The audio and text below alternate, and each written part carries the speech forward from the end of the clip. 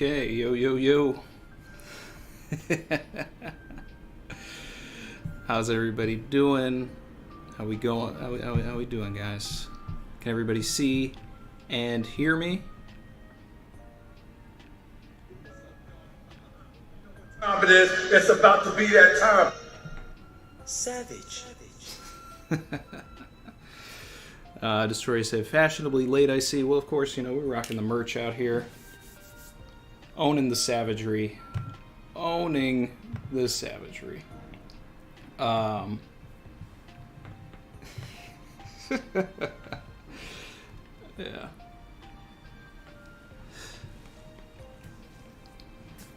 Alright, great. So everybody can see and hear. That's awesome. That's awesome. Chrissy and I are back from, shout out to Mike Star WW. Back from our little vacation. It was all a pretense for my buddy to get engaged. So he did that. That happened. That was fun. And, you know, while we were doing that, we also had some beach action. We had the beach episode. Everybody caught that. I know it was probably kind of hard to hear me over the waves, but, you know, I still wanted to do something fun, even if it was simple, to get things out. We talked about a little bit of mythology. Before I get into things, we got, before I started, Marios L joined the channel, so thank you. And it looks like my guy Tier 1 Will, Tyrone Will, showed up again. And thank you. And Ryo super chatted to let us know that Tyrone Will is undefeated. Ryo say congrats to my buddy. Thank you, thank you, thank you. Ness One Us said, really like my Heat on Feet t-shirt. A certified drip. Certified drip. Dan Roger said, beach episode was ace. Love the dive into Shinto mythology. Yeah, well, we can even probably get into a little more of that today after the chapter. You know, when we had the stream for 1024, I felt pretty confident that the act was going to end. When I thought about it a little more and I did the beach episode, I was like, you know, I think we might, you know, maybe we'll dive more into the flashback with 1025. I don't know what we're going to do today. I would love to look at things from Kaido's perspective, finish the flashback. Then I would feel pretty definitive that the act can end. I mean, it still could. It still could. But it's better to just finish the flashback. Either way, let's get into things. DJBJ32 said, my apron came in, now I'm cooking with the heat on feet. My man is a chef, and now he is repping Sanji in his kitchen. Certified drip. Yeah. All right. So, let's see. Pulling up the chapter now, guys. Pulling it up. Yeah. People are talking about New Jersey. I was in New Hampshire. I left New York and I went to New Hampshire. It was an area that was meant something to my buddy. That's why you know, I chose it. Found a nice area. I'd never been. Oh, okay. Chapter 1025. Twin Dragons. Oh man, are we about to get the Kaido and Momo interaction here? Are we about to get it? Oh, all right. Let's see. Big Liar story. I got Usopp with a very interesting new Jolly Roger for himself. I like that much more. Shout out to Fejo Farizi for subscribing. Yeah, I actually took a look at the analytics, which is something I don't really do because I don't really pay attention to all of that. But I did read it, and it turns out that 50% of the people that watch these streams, that watch the channel, are not subscribed. 50% are. 50% are not. All right, I'm on the color spread. We've got the last piece of the color spread. This is the last chapter of volume 101, which stitches together to get the, the 3 volumes together.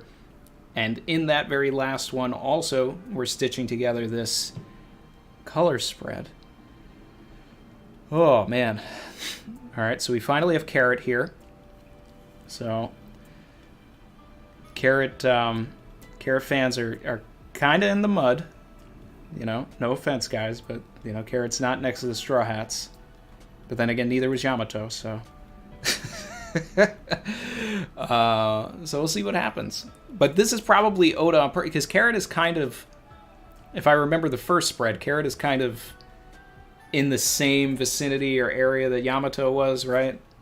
Or was Yamato more where Izo is? Either way. Oh, I saw this great image today that the WCF figures that I collect, or whatever, the next couple of volumes are going to be all just recreating the characters on the spread the way that they are on the spread. So most of it was just the second spread with all the Straw Hats out. Oh, guys, it looks great. It looks great. But I caught early glimpses by looking at that of Marco and Izo, and man, this is really cool. We got the goat beard over here. Dig and Ace. Yeah. Moving forward. Lasar. Thank you.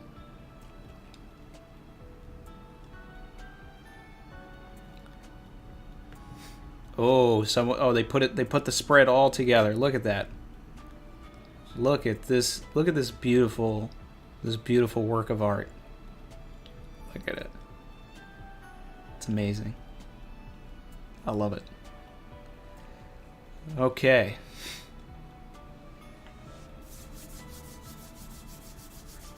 Come on, fly already, Momo. Here it comes. Never-ending story.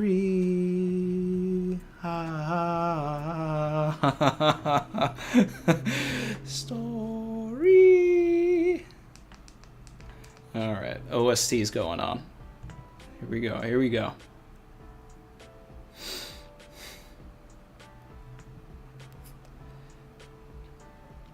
I shall once my body unfreezes. How high do you think that is? Even raising my head in this form is haunting. Like I care, you wimp. You're grown up now. How are you still scared of heights? Keep your insolent thoughts to yourself. Samurai fear nothing. Right. You're trembling, Momo. Come on.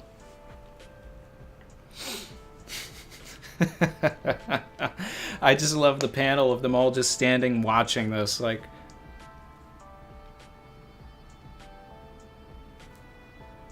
is he gonna do something? What was the point of getting big? You're a dragon, right? Fly.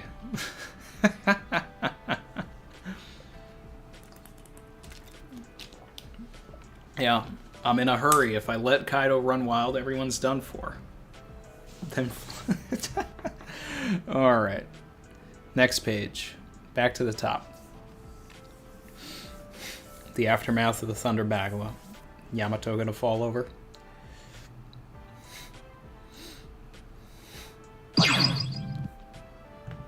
Shout out to Eternal Blaze.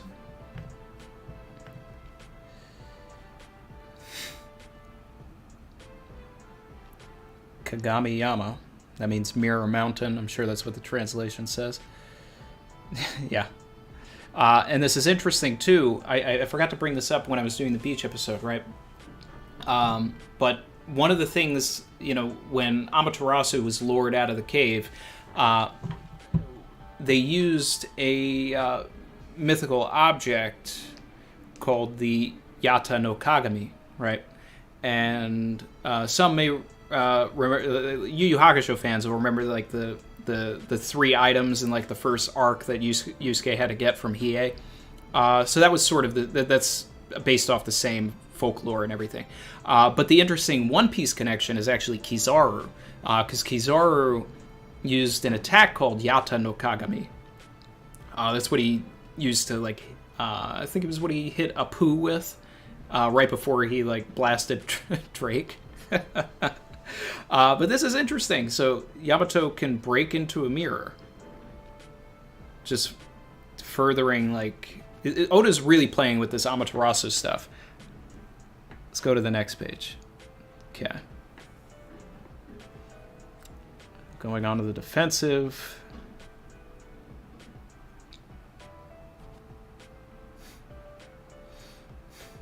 So I'm guessing Yamato can create a mirror clone of themselves that'll shatter, and then they can go somewhere else. I mean, that's what I'm sort of picking up here. I don't know. Himuro Giri.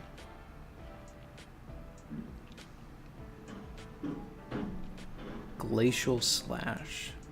Alright.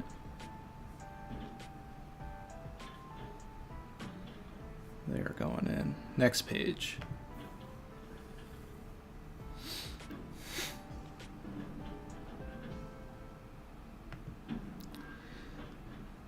The way you defy me, it's like you actually believe you're from Wano.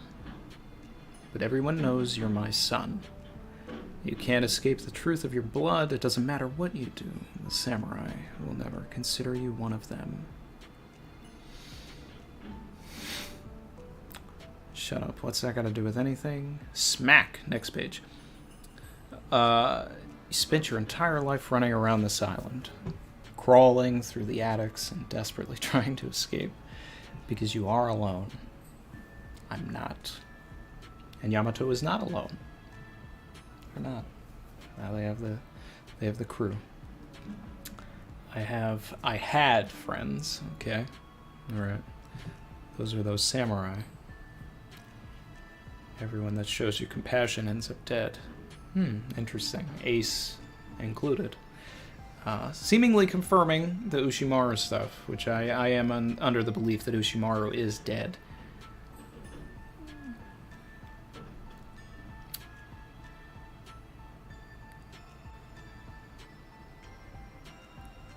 Ooh. So we're getting more glimpses of the flashback here. This is good. This is all good.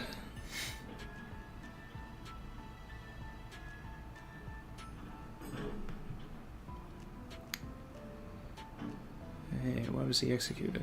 Next page. Apparently he was secretly feeding the Oni princess.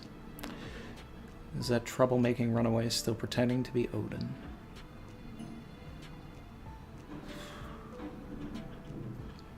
Man. This Yamato versus Kaido fight is like reaching Katakuri versus Luffy levels of length. Oh, man. This is, I mean, it's Yamato for Nakama fans should be counting this as like a chip in their hat.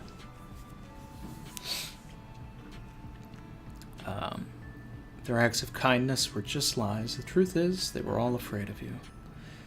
After all, you could easily use your power to impose your will on others. The offspring of an Oni. Confirmation. Relying on the friendship of humans is beneath you. That is your lot in life, Yamato. Alright, so confirmation that Kaido is from the Oni race. We all suspected it, the entire community, but boom. Now we have it. Alright, I'm on the double spread where it seems Momonosuke is finally moving into the air. Alright. Never-ending story. Da, da, da, da, da, da, da, da. Story. Okay, apparently Momonosuke is fast. That's what Luffy's saying here. Okay.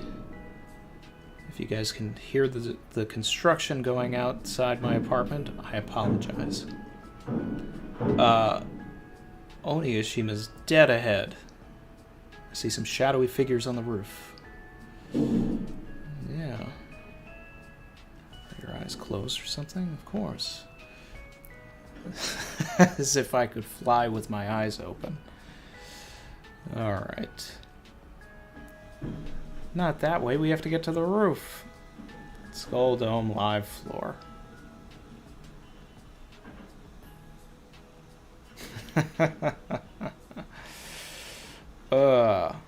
Well, I said one of two things was going to happen.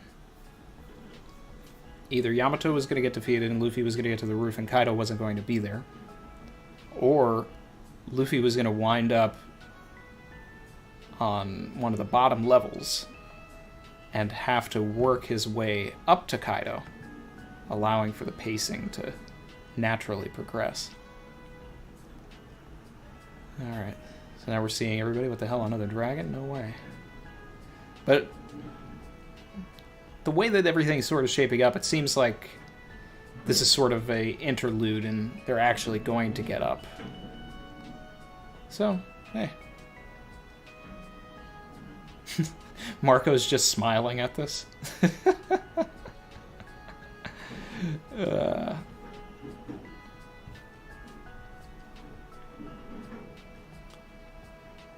Okay. This is great. I'm eating this up. I'm loving this.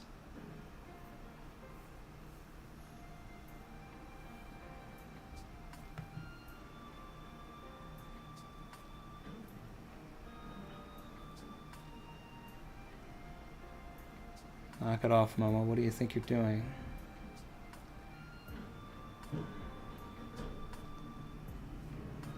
Alright, next page. Okay, we're seeing... Getting a little glimpse of Big Mom, Law, Kid. Alright, looks like they are going to get to the top. Cut it out. Open your eyes. There's something stuck in them, yeah. Tears. Fear. Oh, because they're smashing through walls. Savage. Ugh.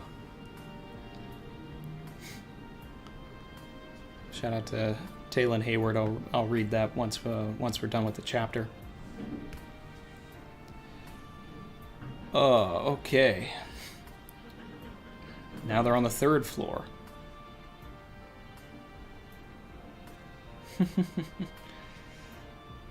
How can there be 2 dragons? This one's a different color. We have to get to the bottom of this. I wonder if CP0 is going to see Momo now. Sounds like things are getting out of hand down there. Must be because of that damn Linlin. The castle will need to be rebuilt after this. Oh. Yamato's back to being Yamato. Next page. I won't let it end like this. You can see Momonosuke in the back. Alright. So, actually, if we get Momonosuke, Luffy, and Yamato, then we are actually going to get what I was talking about in the beach episode, which is the 3 deities, Amaterasu, Tsukuyomi, and Susanoo. Alright, Divine Step. How are we still going? We need to get to solid ground. There's Kaido. Let's crash land over there. Kaido. Ooh, Snake Man. Okay. I'm going no. Whoo. Ooh.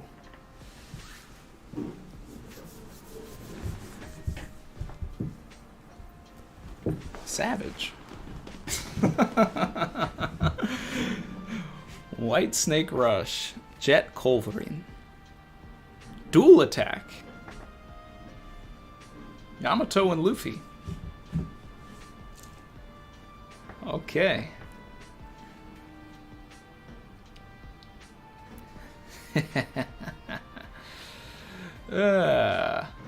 Luffy. Yama bro. You were keeping Kaido busy for us. Thanks a bunch. We owe you big time. What a relief. Alright.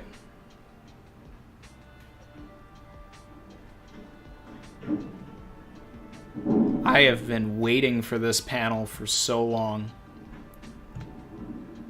I never expected it would be grown-up Momonosuke. But just Momo in his dragon form and Kaido in his dragon form. Oh, this is beautiful. And Luffy just standing atop him like, yeah, what's up?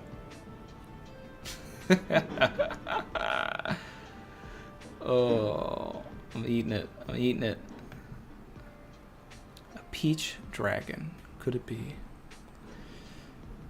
It doesn't matter what you do, I'm not gonna die. I'm the man who will be the king of the pirates.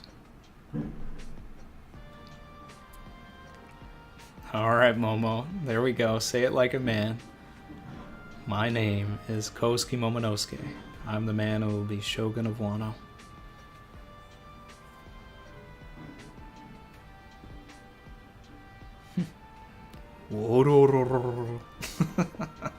Yeah, the brat. How unexpected. This world doesn't need another dragon.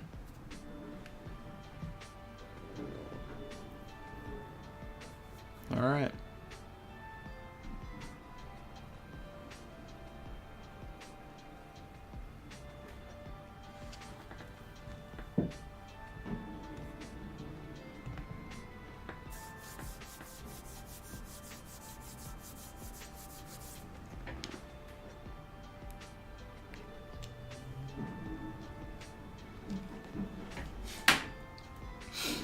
You know me, guys. I don't really care about being right or wrong. I just want a good story, and I'm getting it.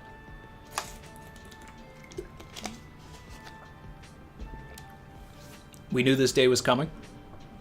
Kaido. Dragon versus dragon. I mean, Momonosuke is going to get washed. But this makes sense because I think it needs to be Yamato's idea to have Momonosuke combat the flames underneath Onigashima. Yamato is the one that introduced us to the idea, right? Oda specifically used Yamato to tell us about the flame clouds, but told it to Momonosuke so that Momonosuke could hear about it. So I think another conversation between them will lead to our, holding up Onigashima from falling on the capital. That's not going to happen for a couple of chapters, though. So...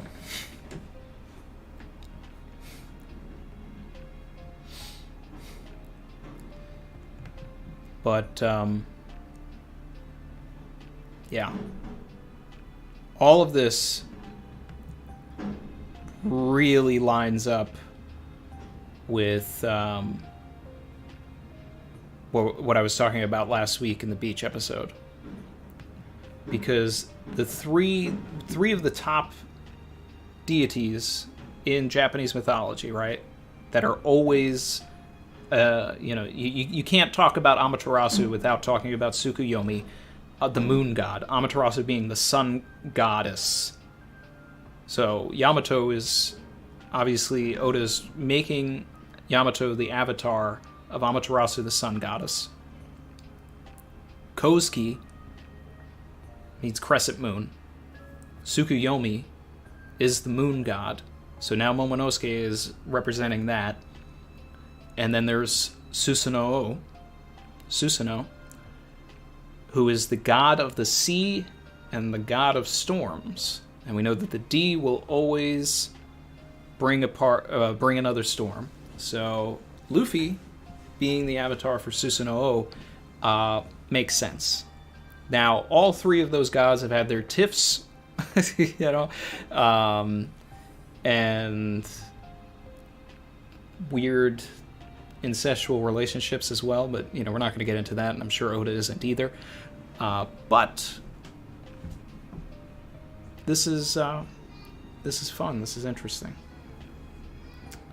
Emil Diaz saying that Susanoo is the troublemaker of the trio as well, and that's definitely Luffy's role. So yeah, Looking at the color pages now. This is great.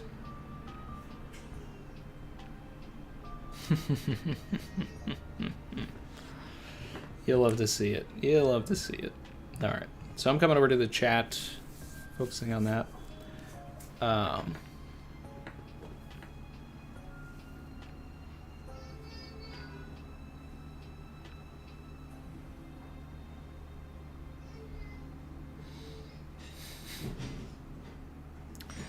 Amrit asked, has Luffy gone into Gear 4th and come out normally before, or is this the first time?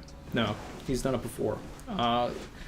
Specifically, when they dismantled all of the ships right before landing on Onigashima. When they Luffy, Law, and Kid did that triple attack. Luffy went into Gear 4th and then came out pretty easily. Now, this is the first time we've seen him go into Snake Man and jump out. But we also saw him go in and out, I think it was 990 when he did the attack with Drake, because the next chapter he was all set there. DJ BJ32, super chat. Thank you, man. Said, Savage. Tama for Straw Hat. My man spitting. And Amrit said, yep, first time Luffy has switched on and off Gear 4th. Nope, just answered that one.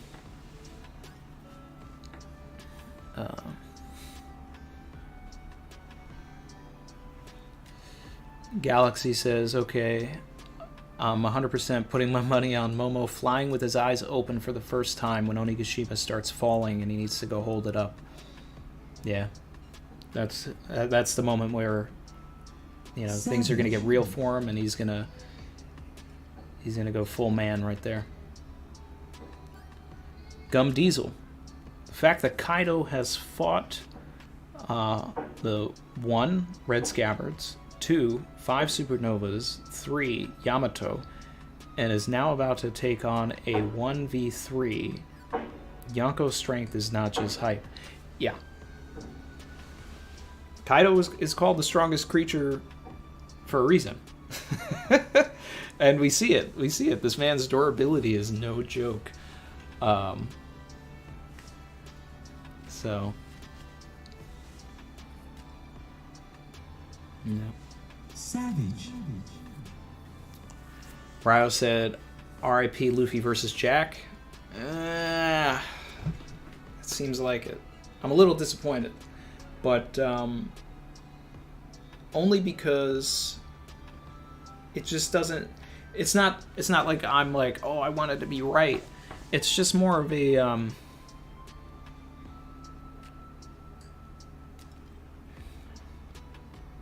Can Luffy do this type of thing? Like, I'm not sure. He already fought Kaido and lost. So we need that moment where something clicks for him, and it would, from a writing perspective, I just feel like it would have made more sense to just have Luffy train on someone else and fodderize a commander to show that he's really ready to go up against a Yonko. But, you know, maybe Oda's trying to do that with just the inevitable back and forth of him losing and then getting back up, showing the versatility of rubber, how it always bounces back. So, and obviously, you know, he's trying to set up some other things. This is his story. And he's now really making it clear that Luffy, Momonosuke, and Yamato are the 3 pillars of this arc. So I'm expecting to see like a pretty iconic panel of the 3 of them standing next to each other at some point.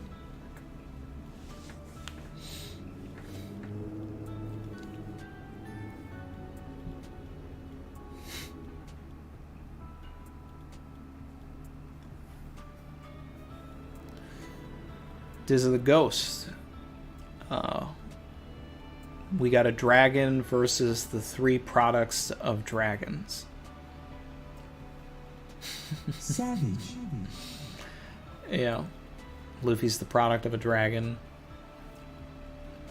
Momonosuke is a dragon. And Yamato is the child of a dragon. That's all on purpose. It's all on purpose. EJ De Jesus said, or Luffy just gets yeeted again, which really could happen. It could be a situation where Luffy gets knocked down, and then he's got to work his way back up again.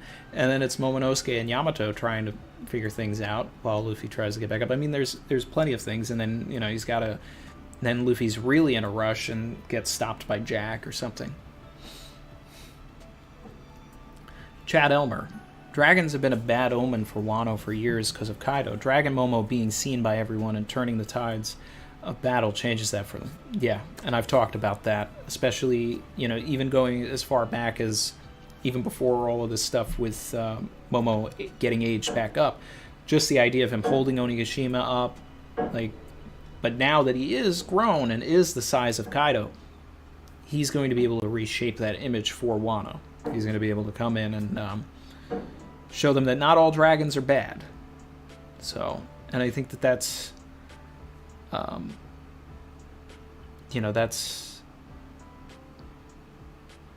that's a theme that Oda likes to, play around with a lot anyway. Just not all Plank are bad. Not all pirates are bad. Not all Vinsmokes are bad. Not all dragons are bad. And that's also why I'm, still gung-ho about Kurozumi Otama. Not all Kurozumi are bad. It's Oda does this, and it's always it always works. My guy, AJ, he said, Jack will get crushed by a cat or a dog or a cat dog. I hope the bunny stays out of it, but with the recent polls, she might get the final blow. You think that Carrot will get the final blow on Jack? Nah.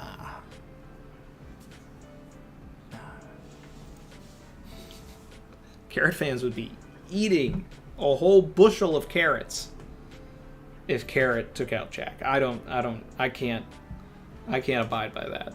After that, Carrot needs an immediate billion-berry bounty if that were to happen.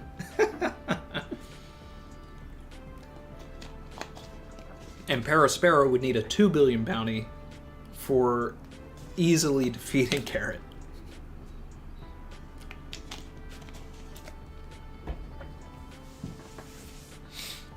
Cat dog. Ryan was like, I hope. Oh man. Let's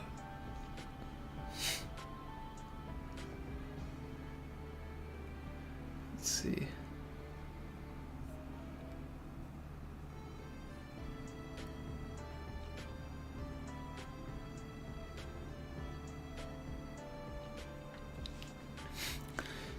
Dozer Tank says, hey Randy, any chance you get to talk to some other influencers or YouTubers to try and generate some goodwill for the live action, just to counter some of the negative campaign going on?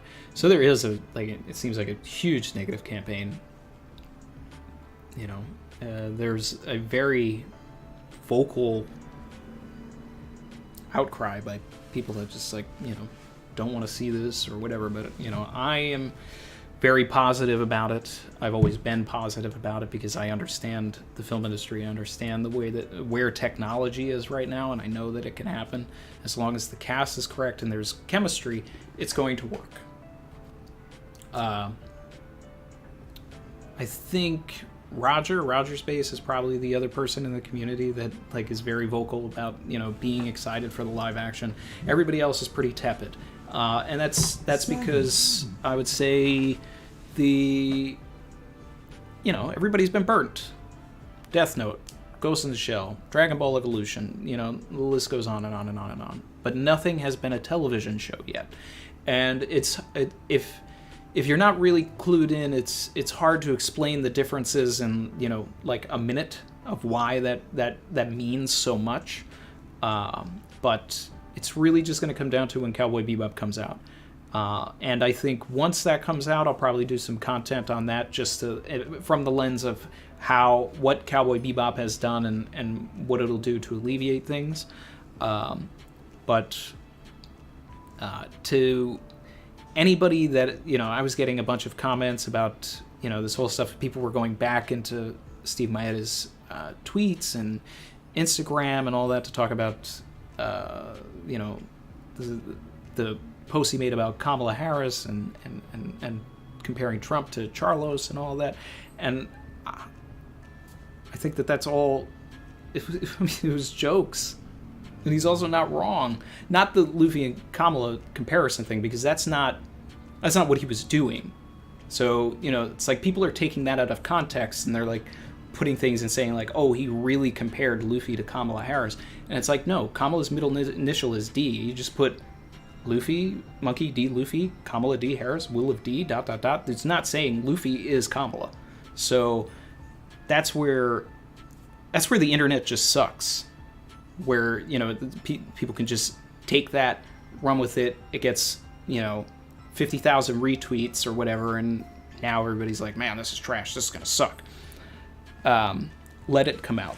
It's going to be fine. All right. And to anybody that's saying that One Piece is not political, it always has been.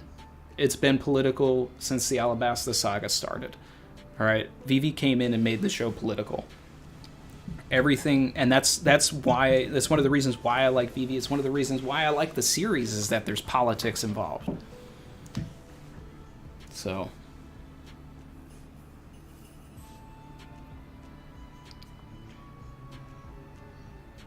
that's that. Whew.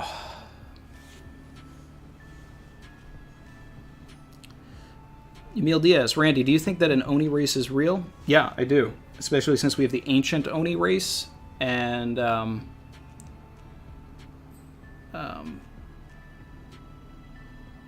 so then there's just like a non-ancient Oni race, and that's what Kaido's from. But either way, he's an Oni. So I think there was another super chat I need to look at. Keyboard Cat. Kaido might be my favorite villain after this chapter. I feel like he has a lot of trauma dealing with humans. I wonder if he was an innocent child. So I have a video, if you've seen it, where I kind of talk about what I think Kaido's like backstory was and how it relates to rocks and stuff like that. So yeah, I would go and check that out. I don't necessarily believe that he was completely innocent, but I do feel that events and probably things that happened with rocks and like God Valley and all of that certainly changed him and made him what he is today. That's one of the things that I think. Yeah.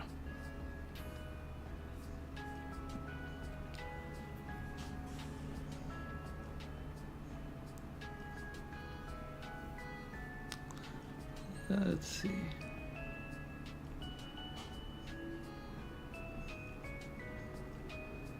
Da, da, da, da, da, da.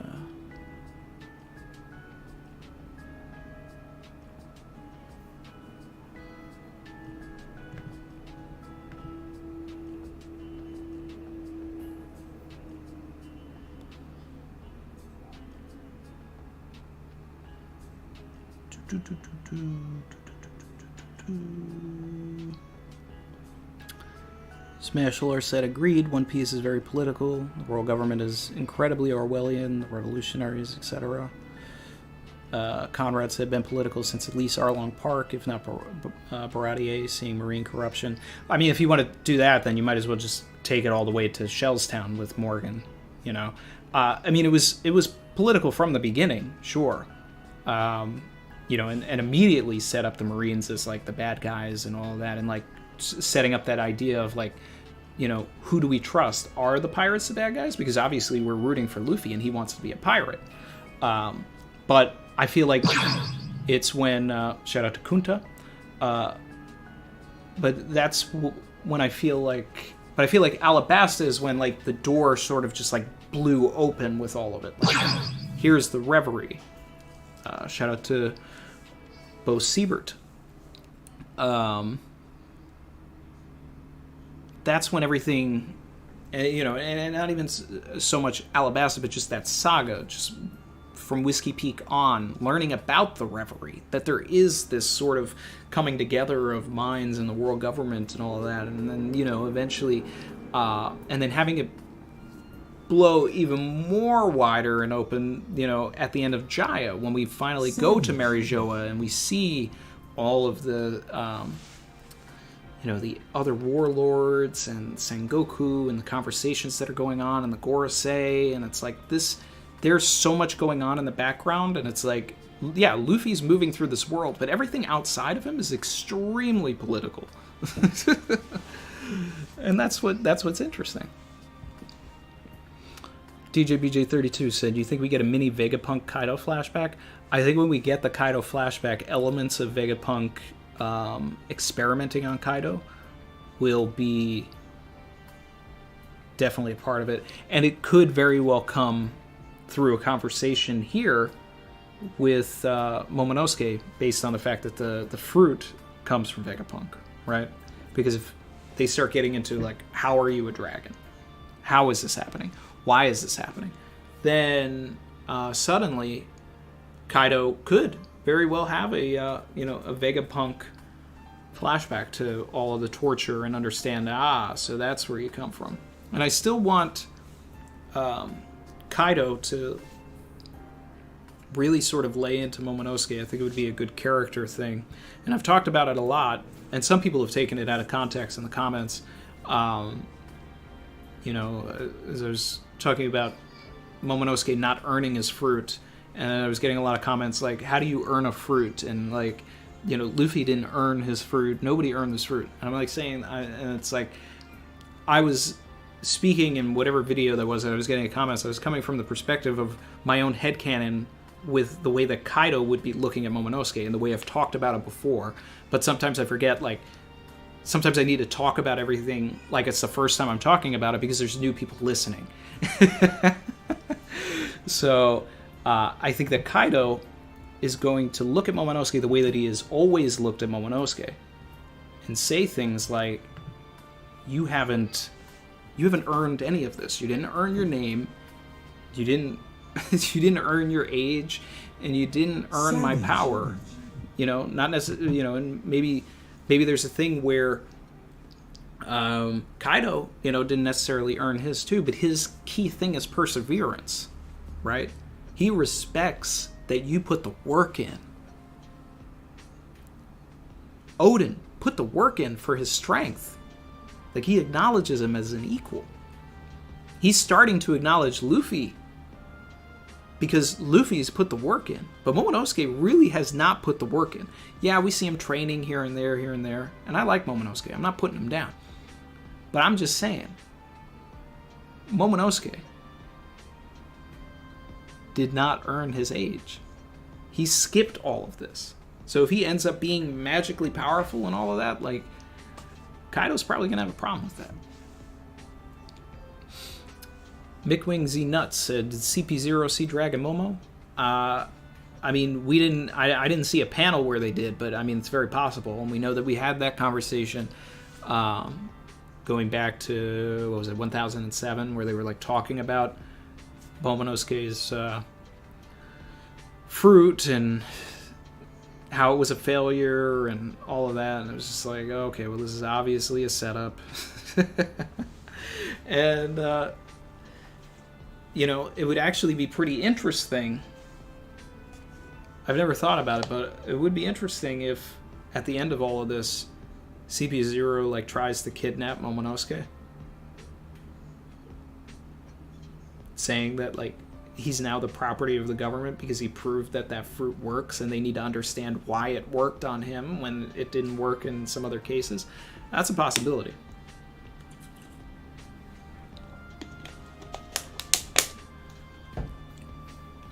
I never thought about that. That could happen. Shout out to my guy Renegade Visions. Said Instead of Luffy defeating a commander to prove how strong he is, I think we'll get that quick flashback over what technique Luffy tried to use before he was knocked off the roof. Oda made a point and Kaido mocking it. Yeah, that's true. Gomu Gomu no, what was it again? That's a unique take on it. That Kaido was mocking a specific technique that we'll need to see.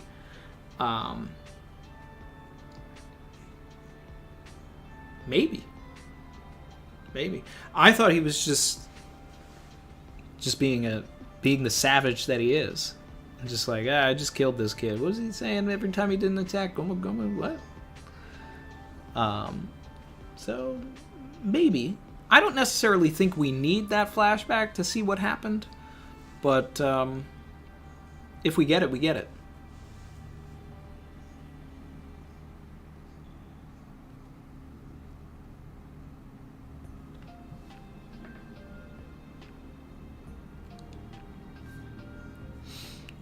See.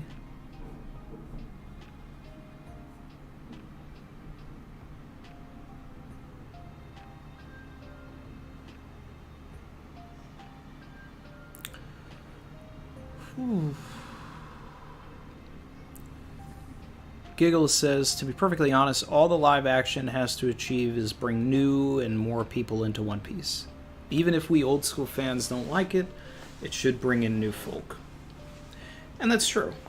I do have high expectations for it. I do think that it will, is everything going to work? Maybe not. We can all hope that it does. At the end of the day, there were a lot of bad superhero movies before they figured out how to make some good ones. So I think eventually, and it could very well be right now, we could be in the renaissance of live action material where now Cowboy Bebop and One Piece, by being television and not movies, crack the code as to what works. Savage. And that'll be the key. And we'll start getting good, interesting, live action adaptations of animes. And then you'll start seeing live action Trigun, live action Hunter x Hunter, live action Outlaw Star. All of this stuff, will just pop up here and there. It'll be the new superhero thing. But it'll be TV, if they're smart. Because you can't compress all of that information. So, and even to this day, we all know 4Kids sucked. Savage. Shout out to my guy Jordan Lyle. I'll read that in a second after I make this point. A lot of people hate 4Kids within reason. It was trash. What they did was inexcusable. But it brought fans. It alienated most of, especially the United States. But people still kind of look fondly on it. They eventually found the series and, credit 4Kids for making them wonder, what happened. I don't think that this is going to be anywhere close to that. And I also do not expect all of the changes that people expect to happen. There's not going to randomly be romance in the story. Like Oda is a part of this, guys. That should be enough for everybody.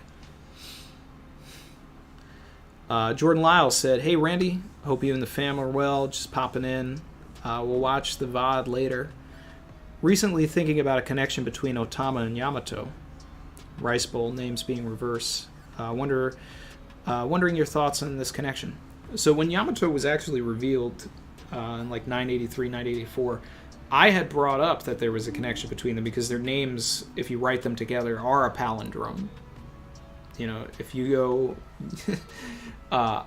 Otama Yamato, right, it's spelled the same way backwards and forwards, which is kind of crazy.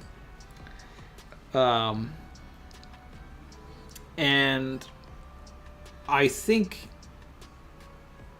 that one way to really hit home with that connection is if Tama ends up being the daughter of Orochi.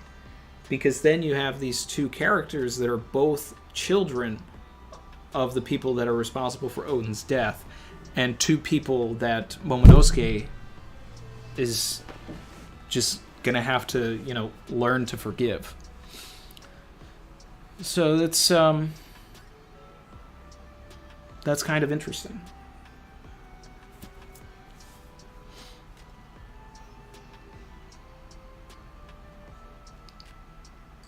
Yeah. Oh, but yeah, thanks for popping in, man. Thanks for catching the VOD later, and appreciate you.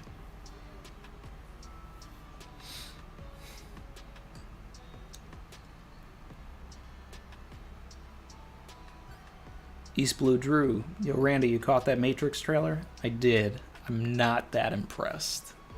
They were laying the through the looking glass references on a little too thick for me. And it seems like it's going to be 40 minutes of, was everything real? Were the first 3 movies real? Whoa. Someone shows up. Yes, they were. Come with me. And then, maybe the movie will get good from there. I don't know. I'm going to watch it. I'm going to watch it on HBO Max.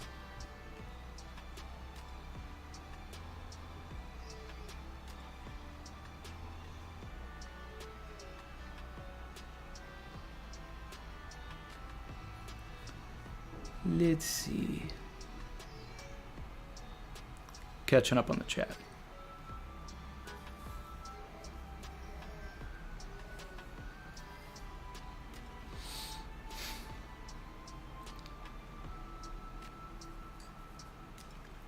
Fable said live action Hunter x Hunter would be so sad. I mean, sad as in like the story, or sad as in you think it wouldn't work? Me personally, I think Hunter x Hunter would probably be one of the easiest animes to adapt into live action. Like, even when you get into Nen and all of that. Chimera Ant, the things that get a little wonky there. But even that can work. It would be fun. Savage. Bill Papp said Kenshin is probably the best live action. And yeah, I still need to watch it, but I've heard that that it works. And it proves that it works. And I think one of the reasons why it works is because they set it up as though it would be a trilogy, so that they could expand upon it either way. And that's sort of the frame of thinking. You go to a certain point, you pick up, you go to a certain point, you pick up, you go to a certain point. Doing it on television, you can do that as well. Better.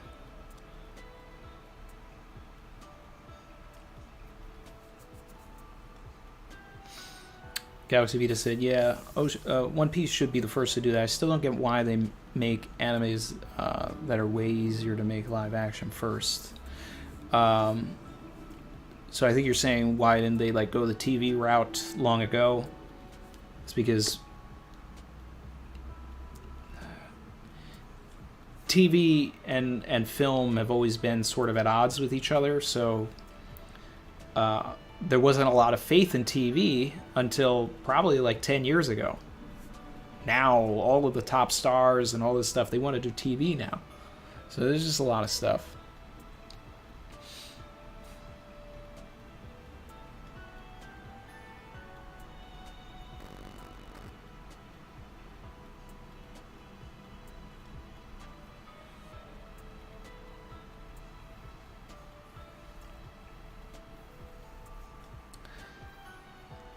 Lucy B said that Batman Forever, Batman and Robin, Catwoman still giving her PTSD. Yeah. Especially Batman Forever for me.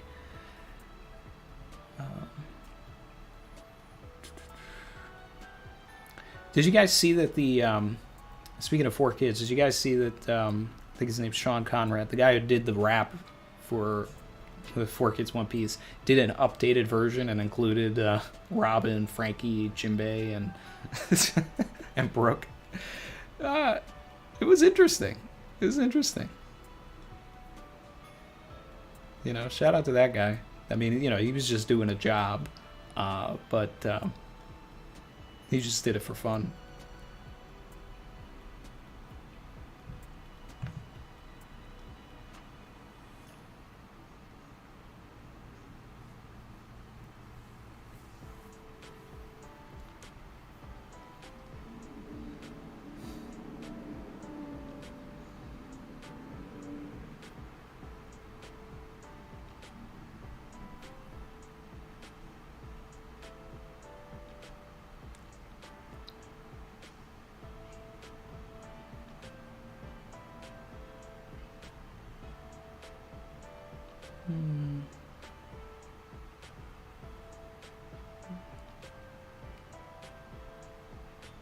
Carl Newman said, yeah, then the guy begged for money. What? I didn't see that part. Ozzy Phenom. Does anyone else find it hard to connect to Yamato via I Am Odin? Like, I think they're cool, great design. Fire Devil Fruit. Want them for Straw Hat. I feel like the Odin thing is a little dragged out. That's my big thing with Yamato is, like, I still feel like their journey is to understand that they don't need to be Odin and that they can be Yamato. You know? I think it's fine to want to be anything you want to be. You know, but to literally be another person, that's the part that doesn't work for me. I'd rather Yamato create their own identity. Shout out to Phased. Said, more fans need to believe in Oda. I can't imagine that he would let his life's work be ruined by this live action. He's going to oversee this as much as he can, especially since he knows what happened with 4 Kids. Savage. He's not going to let that happen again. He's...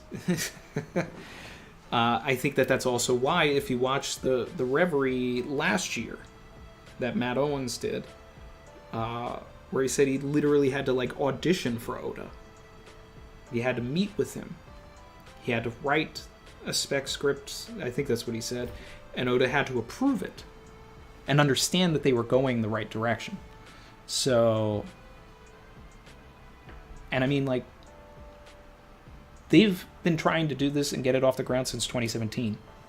So the fact that it's finally happening in 2021 shows that they've taken all of this time to make sure that this is right. It's the biggest property in the world. They know how big this possibly could be. They're not going to drop the ball here. I'll shout it from the rooftops.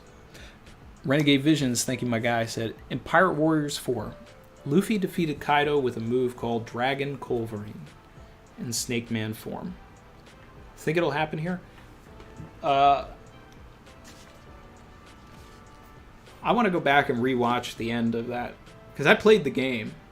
I didn't like it as much as Pirate Warriors 3, but the ending was interesting. Obviously, they're making up their own way of how it all ends. But I liked how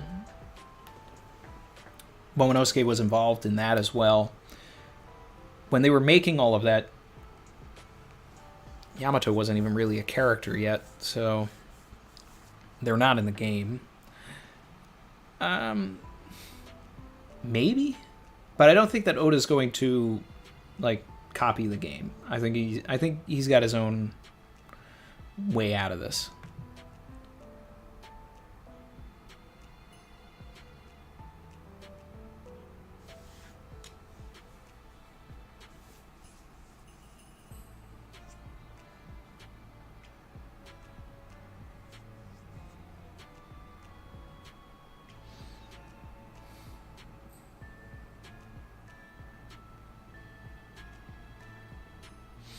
Keyboard Cat said Yamato accepting their own identity is a good character arc. That's how I feel. Lucy B said it's like saying I am Cleopatra. Yeah.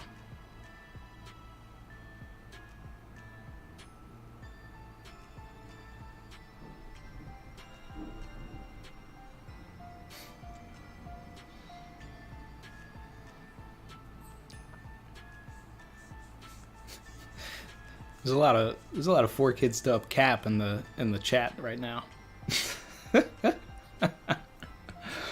Oh man. Let's see.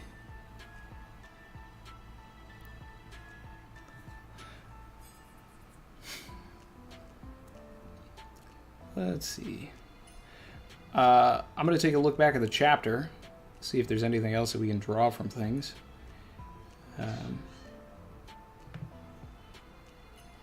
Shout out to the 400 people in here. Remember to like the stream, hit the red subscribe button, all that YouTube stuff. All right. Chapter 10:25.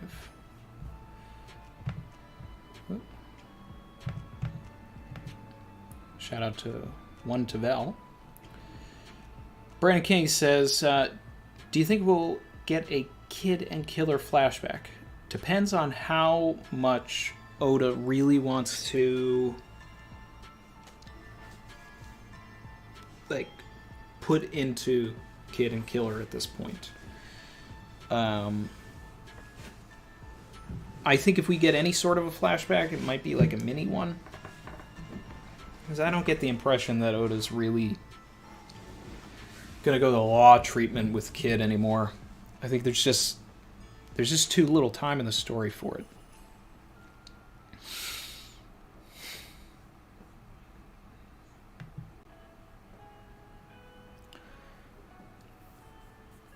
But certainly if one of them are going to die in this arc, either of them are going to die, then I would say yes, we'll get a mini flashback.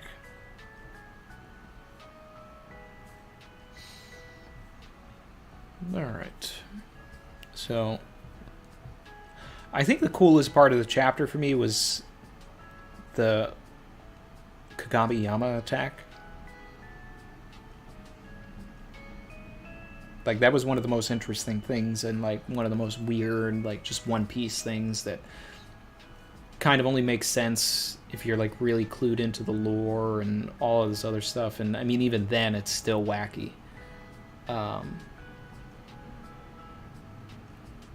But Oda is really putting Yamato on a pedestal by doing all of these Amaterasu comparisons. So much so that it's like, it's kind of crazy that they would join the crew, because like it's almost like just having an almost literal god on your crew, and I'm just like, all right, Oda. It's like, all right, you thought having a warlord on the crew was overpowered. Here's a god.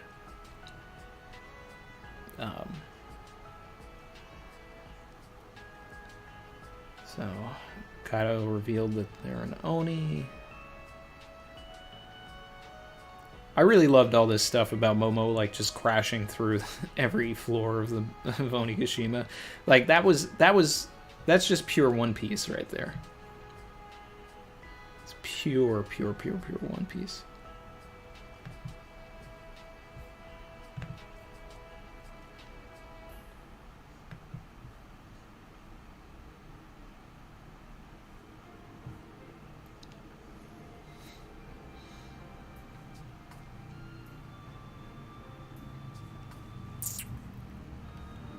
Alright.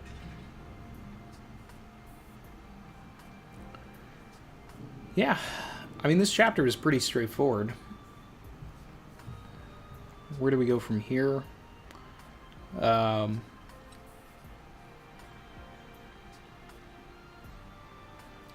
mean, this was a solid, like, end to volume 101. Like, this was a moment. Kaido and Momonosuke finally meeting dragon to dragon. Yeah. So I feel like this. I feel satisfied with this being like a volume closer chapter. And we're just going to pick up more from here. We're going to flesh out this relationship between Kaido and Momonosuke now.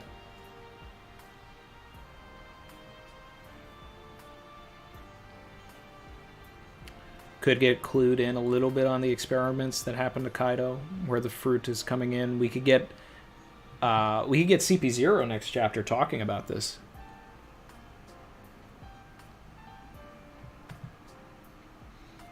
Yeah. We could get CP0 like sort of looking at the cracks, and like you could see that they did see Momo, and then like maybe that clues in that like they're interested in Momonosuke now.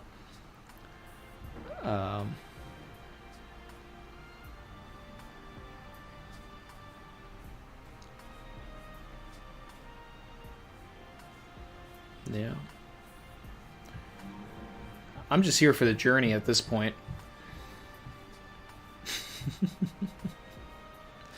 But either way, this fight is still not going to conclude until all of the other fights have concluded.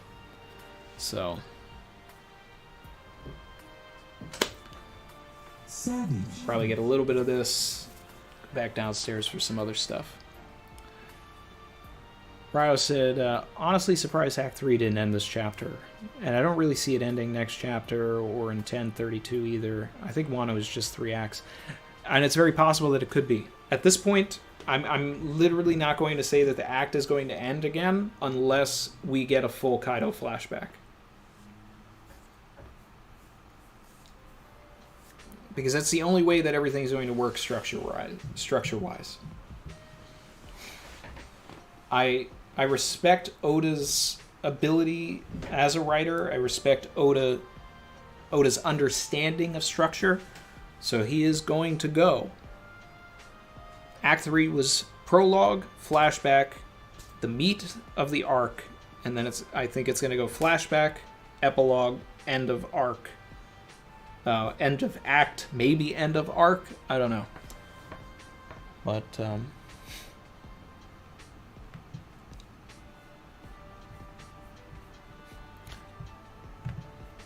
Emil Diaz said, was Marco smoking a Zoro pack off screen? I mean, that man is very happy when everybody else is, like, very shocked. He's just living life. He's just like, I'm just here. I'm just here. I don't know what's going on, but I'm just here. Let's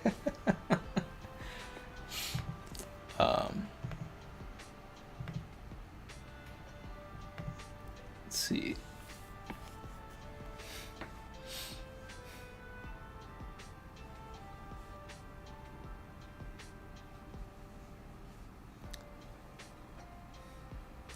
AJ1218 said, Randy, having a god in the crew. ... Okay, Oda. Usopp faithful. Never have we heard such blasphemy. God Usopp be praised. How could I forget? We already have a god in the crew. Well, then I think that deconfirms Yamato for Nakama. We can't have 2 gods in the crew.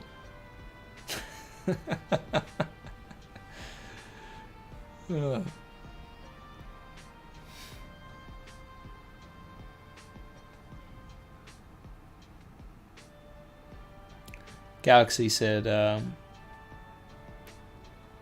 Randy, you said you were going to make your own Blackbeard theory, or at least take on a theory. When will that be? So I already shot that like 2, maybe 3 weeks ago. I just have to edit it. But since I was away, it hasn't happened. It'll probably be the next video that'll come out. Basically just talking about all of the Blackbeard theories that have come out and like where I think Blackbeard's going to go in the story.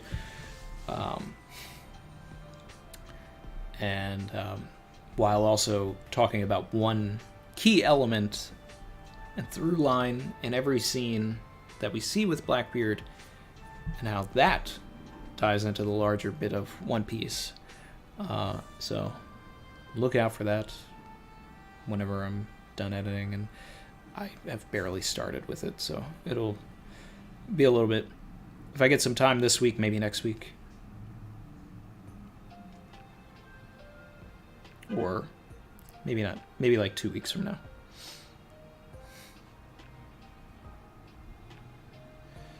Mango Mark. Why should Vivi be the 11th Straw Hat? She's already the 6th. My man.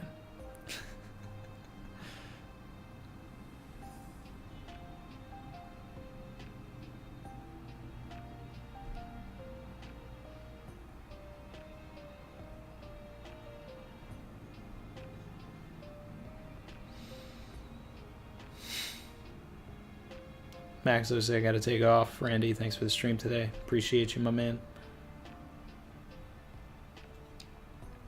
DJ PJ32. My eyes, Momo. It's the goggles. They do nothing. Shout out to the Simpsons fans. Justin O'Malley.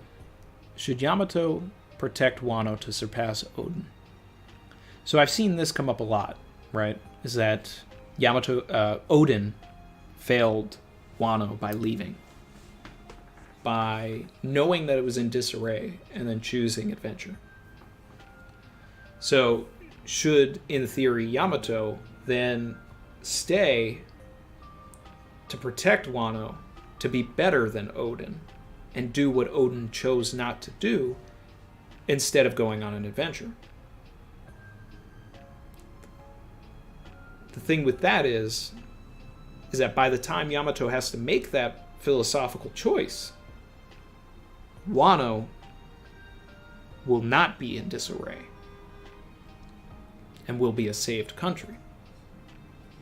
So then the question becomes, should I protect Wano from future threats or trust that that Wano will be safe from now on?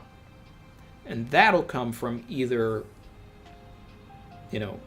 maybe Denjiro staying to protect it, or Luffy just putting a giant Straw Hat flag in Wano and saying, hey, if you come and mess with Wano, you're going to have to take me on now.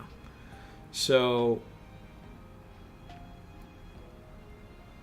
I think for Yamato, it's two options. They either leave Wano and go on the grand adventure that they want to do because they've never been out to sea and they want to see things. And then, we basically get a rehash of the Carrot dynamic, where Carrot was like, I've never been out to sea. Oh, look at all this stuff. But now it's from Yamato's perspective. Oh, what is this? What is this? Look at all this stuff. Or Oda pulls the rug from underneath all of us and kills Yamato, which I don't see as likely, but more likely than Yamato staying behind and protecting Wano. But I don't know. The Vibra cards basically confirmed, almost that, Hitetsu can actually be Sukiyaki because the ages match up. They were like, oh, originally he's 50-something years old. Then it was like, oh, that was a typo. He's actually 81. It's like, yeah. So, all right, we get it. Sukiyaki can rule Wano. Momonosuke doesn't have to do it. Yamato doesn't have to do it. And that's just that.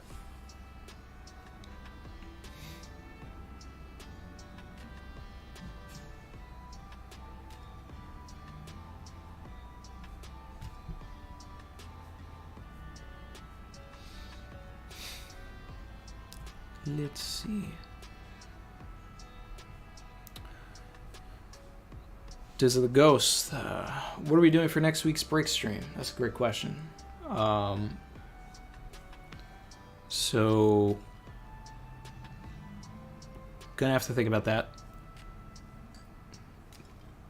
Could finally do that quiz that was put together by Evo and Conrad, and I think Galaxy helped with that. 200 people can participate. I was told it was 50 questions, which is kind of a lot. Maybe if it was 25, that'd be a little more manageable.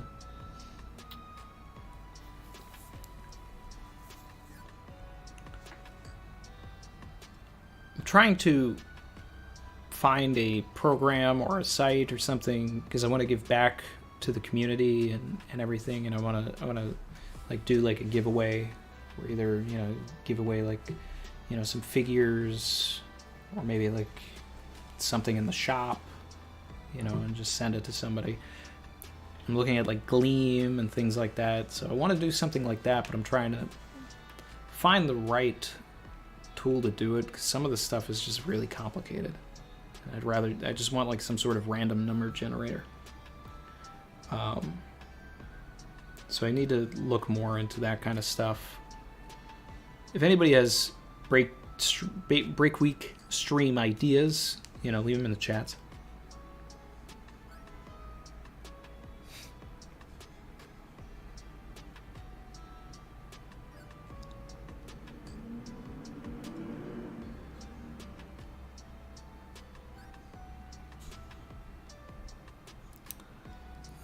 Let's see.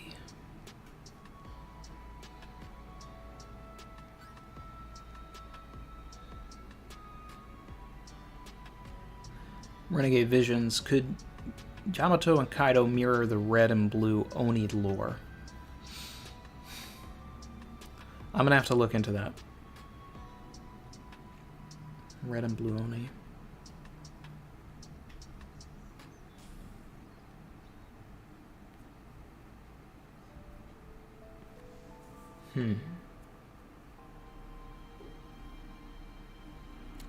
Ozzy Phenom said, God, I love this community. Later Savages, gotta go to work. Later Randy, I'm gonna finish the stream and the vid.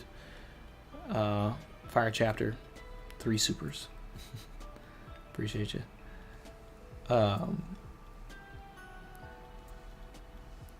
Kuma on the Moon. Did Kaido get any significant damage yet? I mean, it doesn't seem like it. I'd say the most significant thing that's happened is like the scar that Zoro left. Because that's the only thing that he was like, yeah, okay, well, this is going to stay with me. So.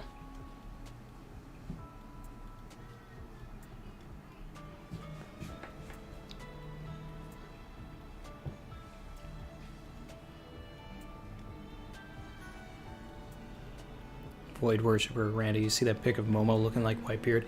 Yeah. Yeah, someone put it in the Discord.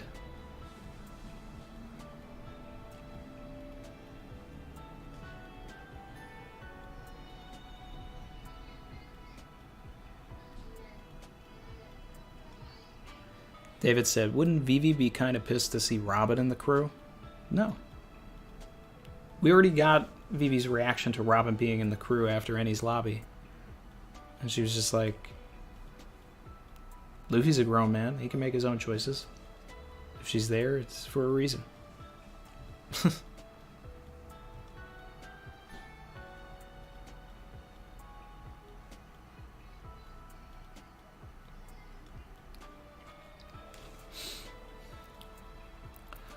Loggy Doggy said live action live stream with another creator. What could be said that hasn't already been said, though? You know? Like, I mean, that's kind of where I'm at with it.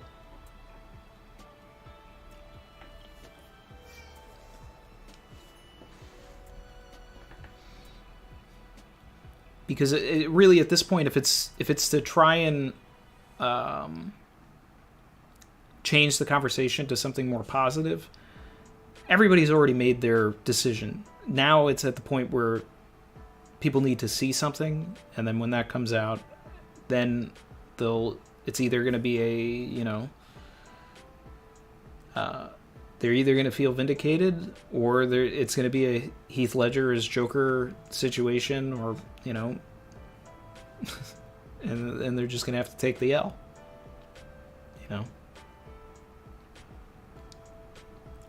Most of the people that follow the channel are, according to the analytics, are around my age. But we do have some younger people. So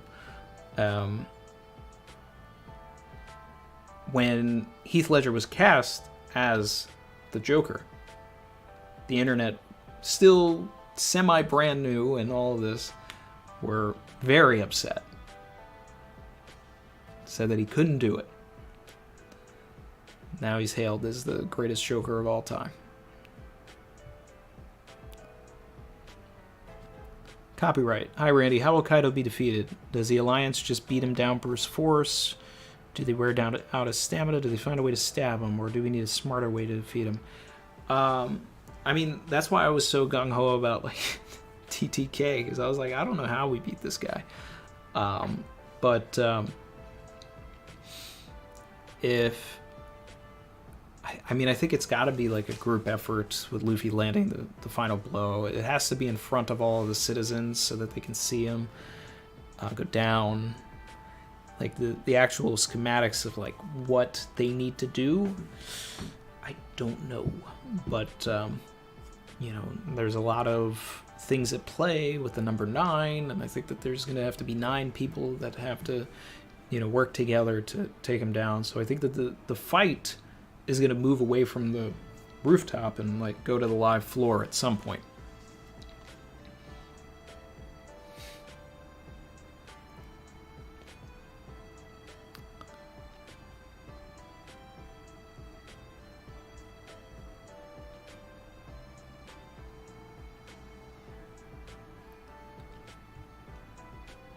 Brandon King said do a waifu tier list. I have no interest in that.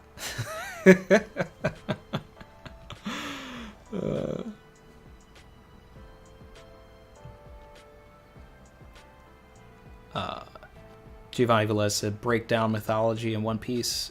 You know, we could do that, but that's almost.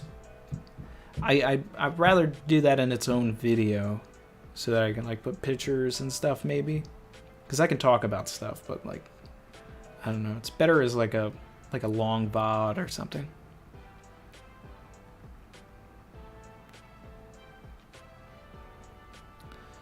Amrit said, "Hey Randy, which character's drip do you dig the most in One Piece?"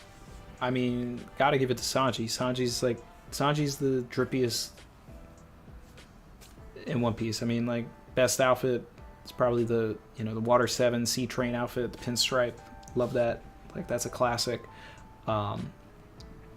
But, you know, there's been plenty of other drippy characters in the series. You know, shout out to my man Sarkis. My man had the whole full fur fit. He had the gloves to match his pants. He was,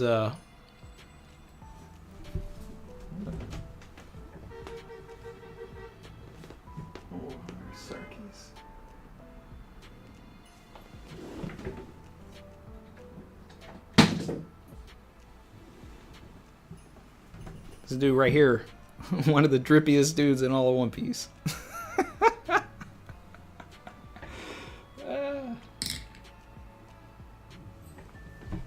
R.I.P. Sarkis.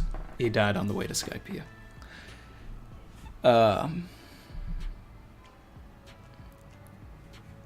Chin said, "Have you watched the Cowboy Bebop anime before, Randy?" Yeah, I have, and I plan on rewatching it before the series comes out. Jet Meteor said thoughts on the live action Bebop and the actors. I'm very excited for it. I think they picked an excellent cast, and I think it's going to turn out great.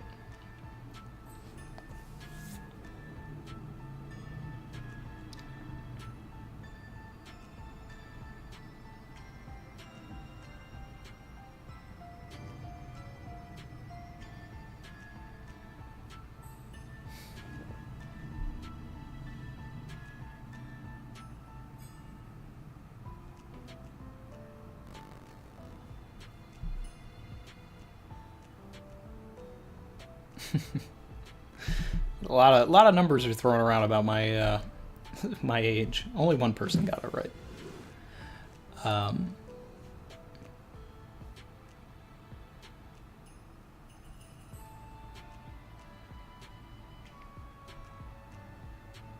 Bro.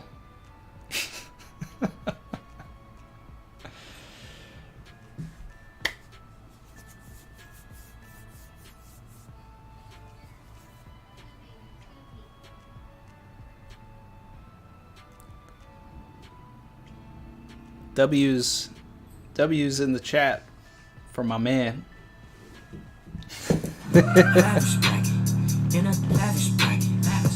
Gotta have it. Racks, I gotta have it. Beat my fabric. Do you see this jacket? Do you see it? Pay my taxes. Trust me, you can track it. I mean, that's what that whole song is about. Lavish Bracket. It's about drip.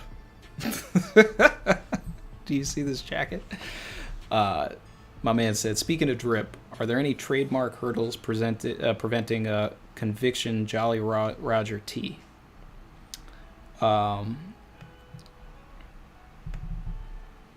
So you mean in like in the store? I mean, there's trademark hurdles by making like anything that's like too directly, you know, like I can't just pull an image of Luffy off of the internet and like put it on a tee or something. But are you talking about like the logos that I have? Because I mean, I still plan on updating the store a little bit, and I'm going to make a shirt that just says Conviction on it, but I want to maybe put a little bit of a design with it, because that's my next thing. Because I want a shirt that says Conviction on it. You know, because we fly that at the beginning of every video. That's my company's name. So Conviction Studios. So yeah. But there is, as far as like the design that my guy Dan DiCarlo made, that's in the store right now. It's only a next level tee, but I could add some other stuff. And let me know like specifically what you were thinking about, my man.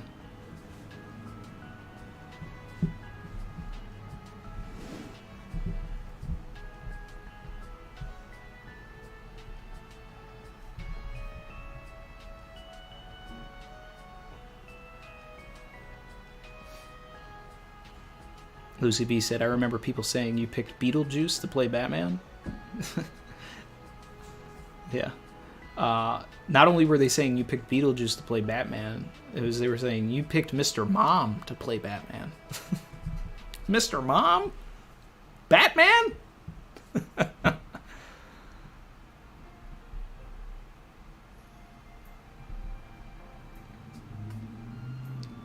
Slumptress said, Randy already has a waifu, dog. Yeah, Chrissy's at the top of my waifu tier list.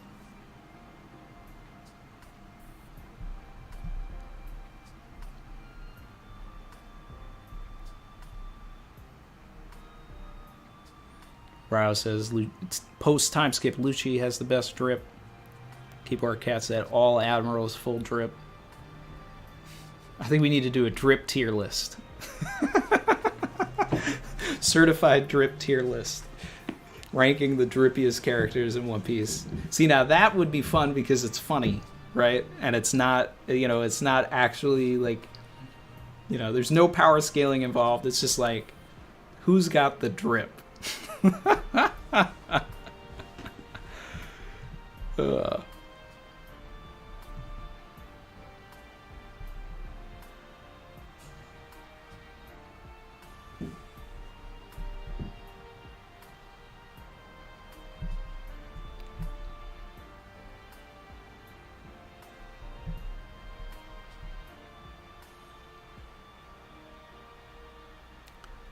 Let's see.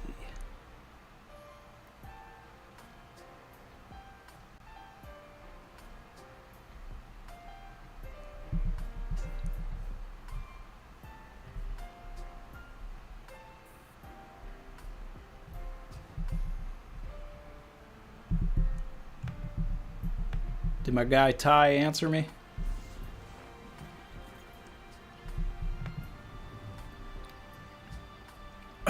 Trying to find if he said anything else.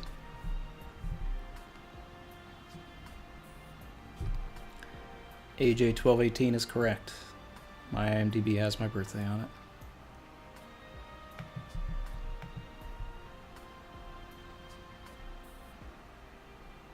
Safama said, Randy looks 18, talks 25, memes like he's 16. Savage.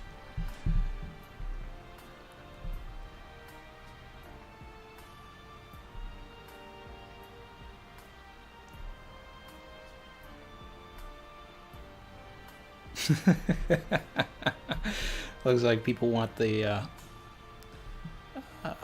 drip tier list.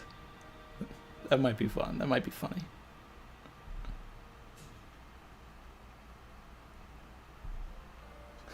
Loggy Doggy, would the drip scaling voice be really deep because the power scaling one is high? I mean, this is the drip scaling voice. Certified drip. Oh, you know, Senor Pink is gonna be on the drip tier list. Now I gotta find pictures of all the drippiest characters and plug them into that thing. Yeah, we can do this. Yeah, I think that's next week, guys. I think next week is the certified drip tier list.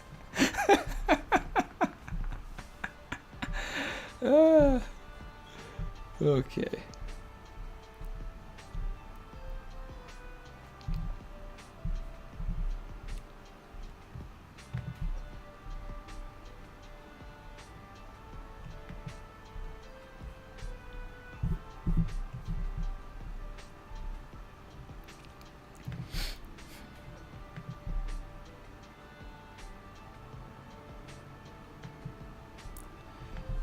There's Ty. He said, "My bad, Captain. I just made a T of the conviction flag logo you use at the beginning of your videos."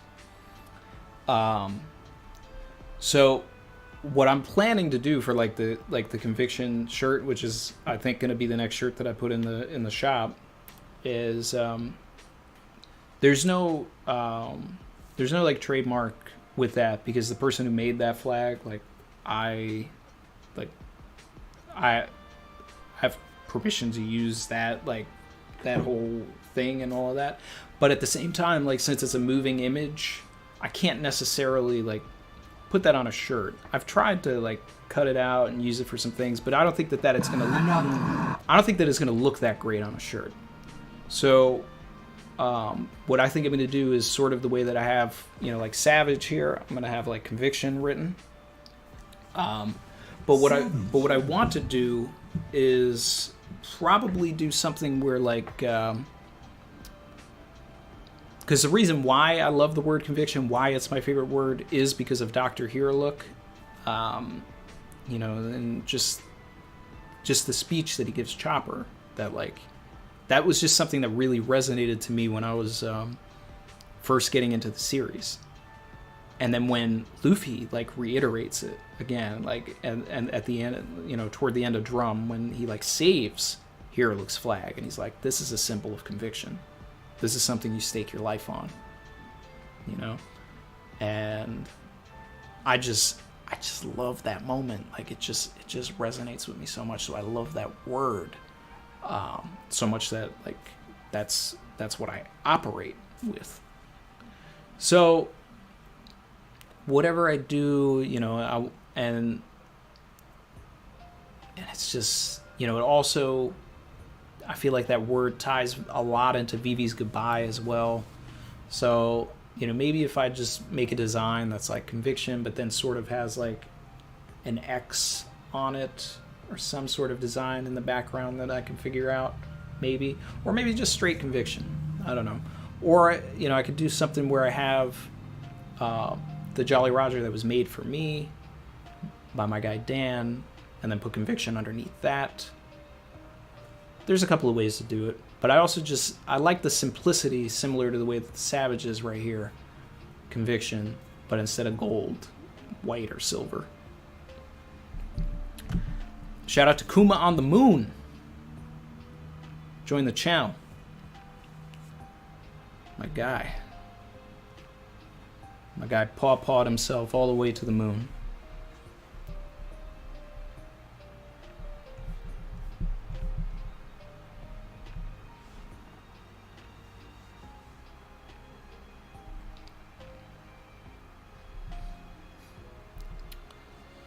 Giovanni Velez said, technically treble is the drip. I would call that uncertified.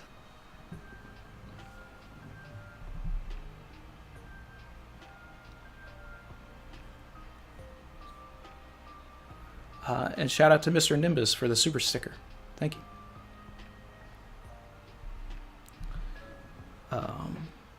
Renegade Vision said, God tier drip is the whole crew in Strong World.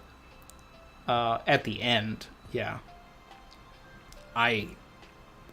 Sanji had the worst drip he's ever had at the beginning of that. I did not like Cowboy Sanji. A cowboy hat and the shorts that did not do it for me. I did like Robin's striped sweater though. That was pretty drippy. I like that.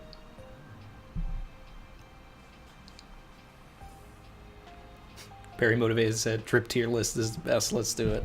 All right. Can't keep talking about the drip, guys. We got to save it for the drip tier list.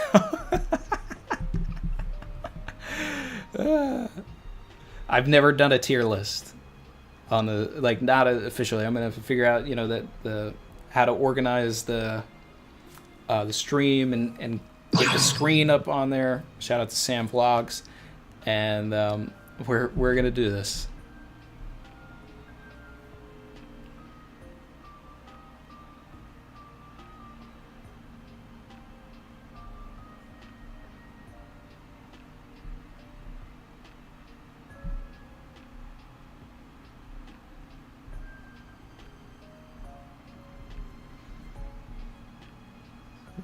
Let's see. Khalifa is wet. Is that drip? I mean, yeah. Yes. Oh, man. Oh, my guy, Eric Telford, said pulling in to say what's up before I have to hop on a call. He said he'd be down to see that tier list, though. The drip tier list? Yeah. I'm just letting you know right now. Heads up, guys. All right. Sarkis is S tier drip. Okay? This is S, maybe SS. All right? Depending on how I organize it. Whatever the top of the drip is, Sarkis is up there. Okay? Spoilers. But thanks for dropping by, man.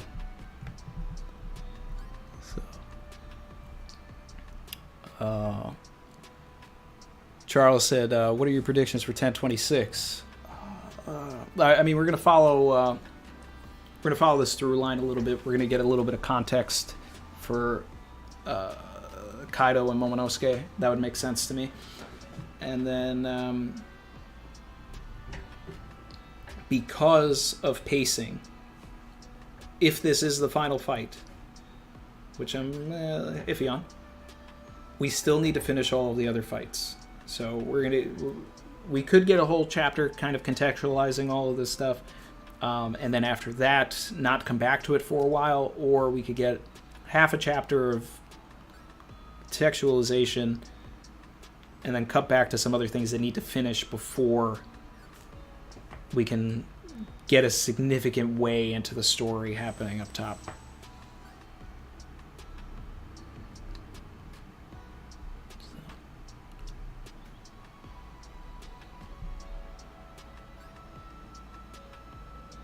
So that's kind of how I feel.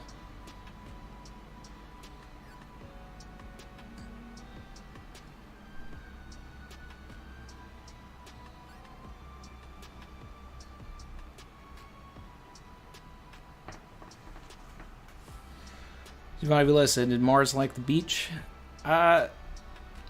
He liked the boat ride that we went on. But the water was a little too cold at the beach.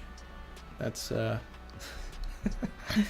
that's what we get, that's what we get for finally going to the beach in September. But, next year we'll do it right, when hopefully there isn't as much pandemic stuff going on. Kuma on the Moon says, is a combo fight Zoro and Sanji versus King and Queen still possible? It would be interesting. Yeah.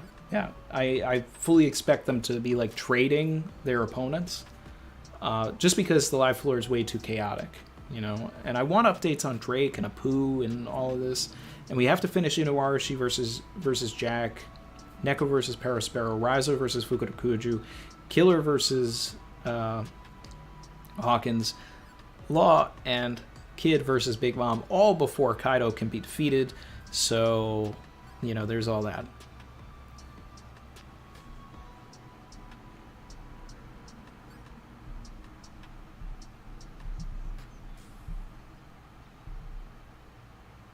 He's a pirate. Of course he liked the ship. There's going to be a pandemic. Didn't notice. Yeah. Giovanni Velez, you did Florida vacation. Yeah, we're probably going to do that later. So, I have family in Florida, so I tend to go there now and again.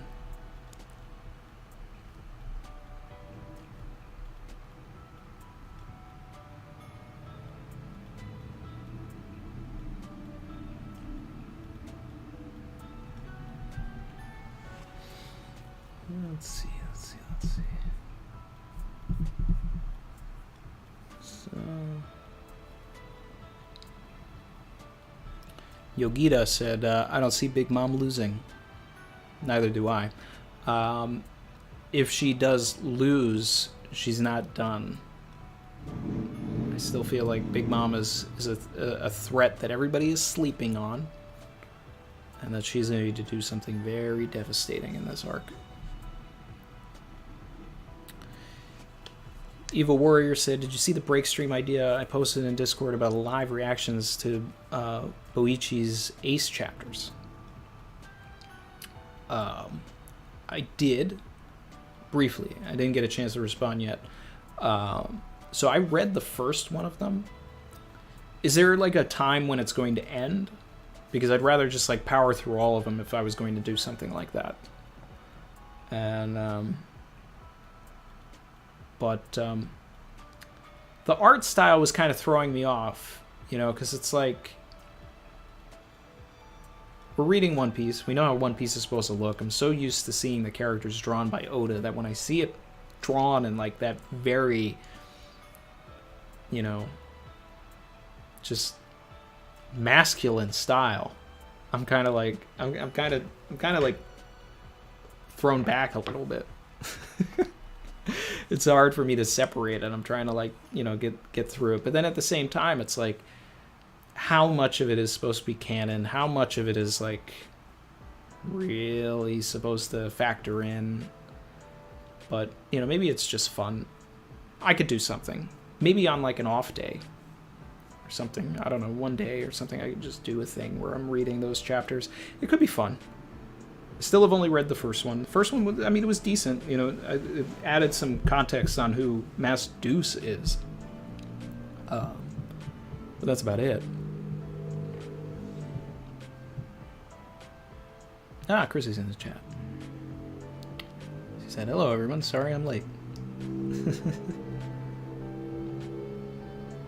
Yeah.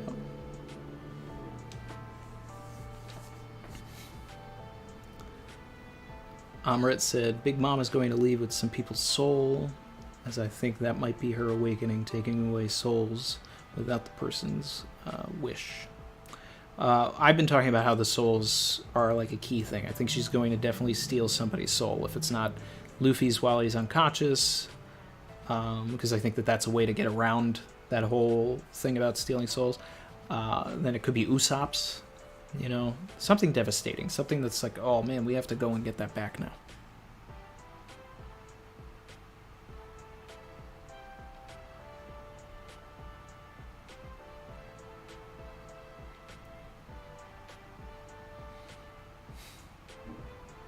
Rao said, Boichi's so damn talented. I love his take on it. All right, cool. Yeah, so we can do that one day. We can do that. Seems like there's enough people that want to see something like that.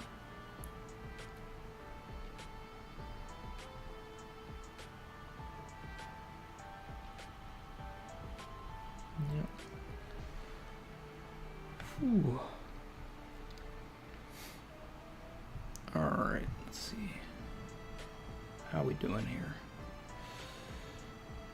All right, so we're at an hour and 45. You know, I like to go to about 2 hours, so you know, we'll go for like another 15 minutes here. Figure out what other things to talk about, other questions to talk about. Let's see. Lucy B said, "Did you read the VV special by Naoshi Komi?" I have not yet. I did see panels from it. I did see pages from it. I've just been really busy lately. I do want to check that out. I think that would be fun. But you know, that's sort of like just there was nothing new in that, right? I mean, it was just like a redraw of the chapter, right?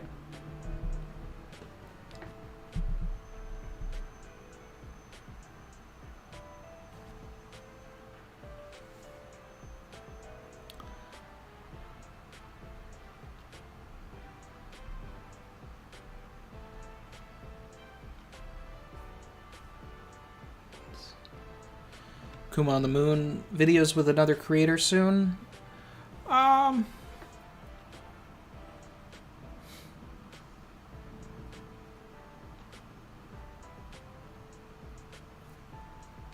mean, we could.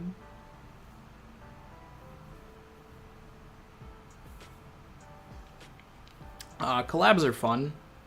I like them. You know, obviously, like, you know, I'm down to talk about One Piece. Just feels like still so close to the reverie that it's like I feel like I've heard most people's theories and takes on things. But Rao said time for early spoilers. I gave them a little bit earlier. I think it's going to be just more of Kaido and Momo talking about, you know, why he's got his fruit, how he got his fruit, you know, why he's a dragon, etc. Maybe half a chapter of that, or it could be a whole chapter. But if we get a whole chapter, then we're not going to see that for a while. Then we move somewhere else, and then we stay somewhere else for a bit before we go back, and, you know, because it's now there's a pacing issue because everything else has to finish before that finishes.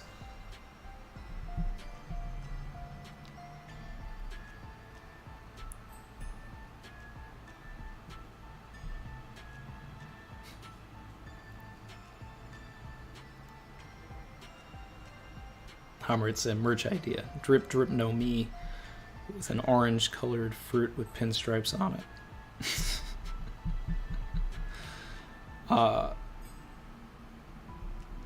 I mean, that's kind of funny. Like if it was just said Drip Drip No Me on a shirt.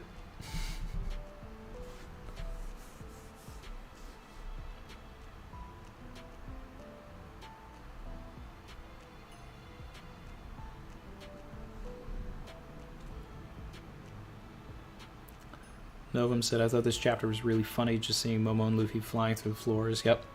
Good stuff overall, and I'm glad they're getting right into Kaido and Momo meeting face to face. It's a long time coming.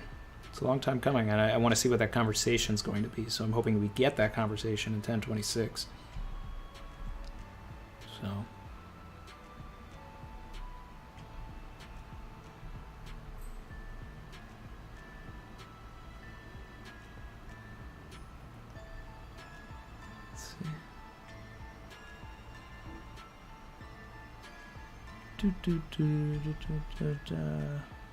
Death Adder said, I think Oda forgot Denjiro. No, he's just waiting to use him for something very specific. You know, he's going to tie into the storeroom silhouette, or he's going to be used to bring Sasaki onto our side.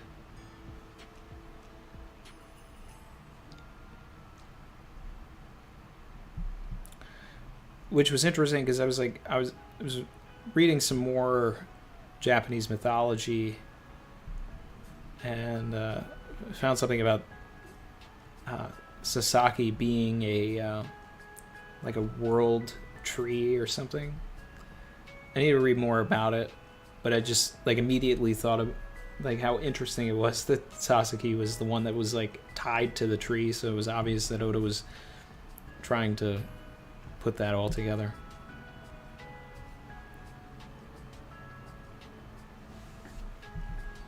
Let's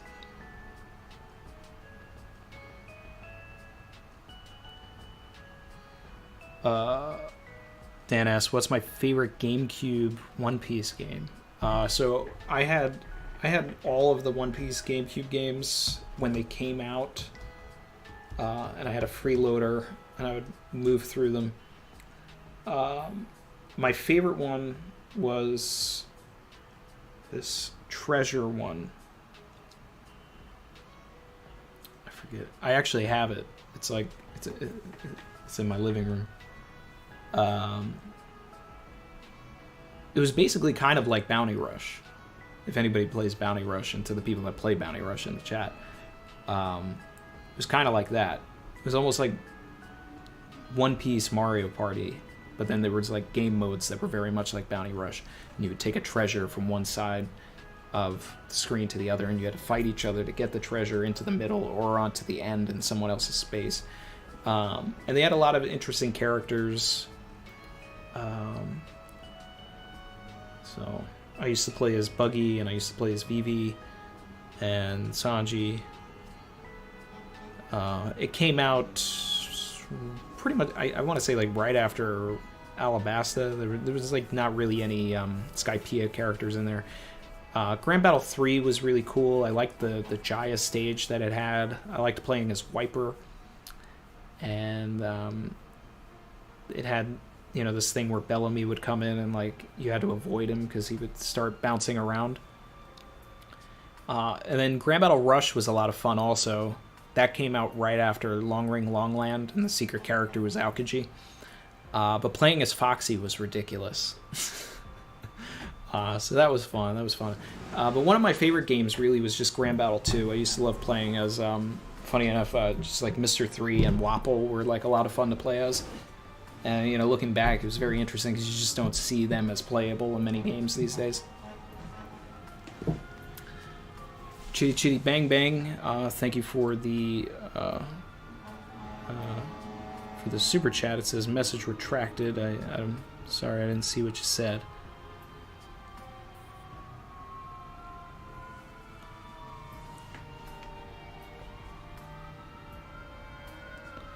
Whoop. They're coming for me as always.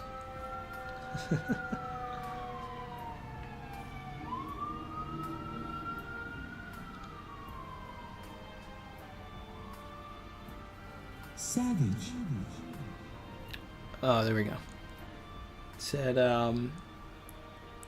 Chitty Chitty Bang Bang said, any thoughts, or Chitty Bang squared, any thoughts on a third party still joining this war, like the Grand Fleet or the Revolutionaries? I don't think that the Grand Fleet is going to play a role in this. I think that the Grand Fleet is going to, whatever the warning that we got at the end of Dressrosa, I think is for something completely unrelated to Wano and maybe even the Straw Hats. Similar, because one of the only other times that we got a narration note like that was after the duel at Bonaro Island, and said that this, fight was going to shake the world and all of that, and change, the course of history. And that's kind of what we got at the end of Dressrosa. So I think that, like the duel on Bonaro Island, everything with the Grand Fleet is actually going to happen outside of the main story and then tie in later. The Revolutionary Army does have a tie to Wano, though.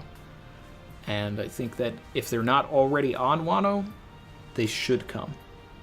They really should. Blackbeard could show up. I think if I had to rank the possibility, or like the things that would add to the story, Revolutionaries showing up, Marines, Blackbeard, Revolutionaries, Blackbeard, Marines, Grand Fleet.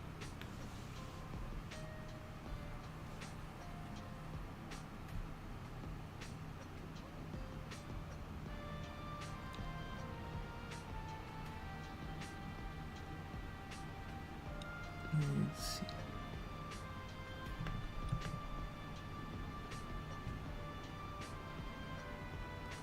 Lucy B said Denjiro probably with Hiyori. Yeah, if it's not Toki, then yeah, definitely. And I'm sort of Team Hiyori now. I was Team Toki when it happened, but now there's just way too much going on. And Toki would just get really ridiculous. Jen says, what, Randy plays One Piece games? Yeah. I've probably played every One Piece game. Well, I shouldn't say that, because there's a lot of, like, Japan-only ones, and, like, weird ones. I didn't play the ones that, like, came out in, like, the late 90s, and all of that. Like those card games that were on like the Game Boy and stuff. But I did play a couple of the Game Boy games, and I did have a lot of like ROMs and ports for a lot of the older ones, and I even played One Piece Going Baseball. You know, it was like, what was it, like 2005, 2004, something like that. But I still play Bounty Rush. It's a fun game.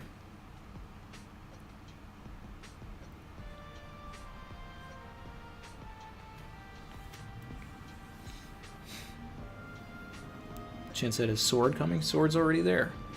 You got Drake and Law. Yeah.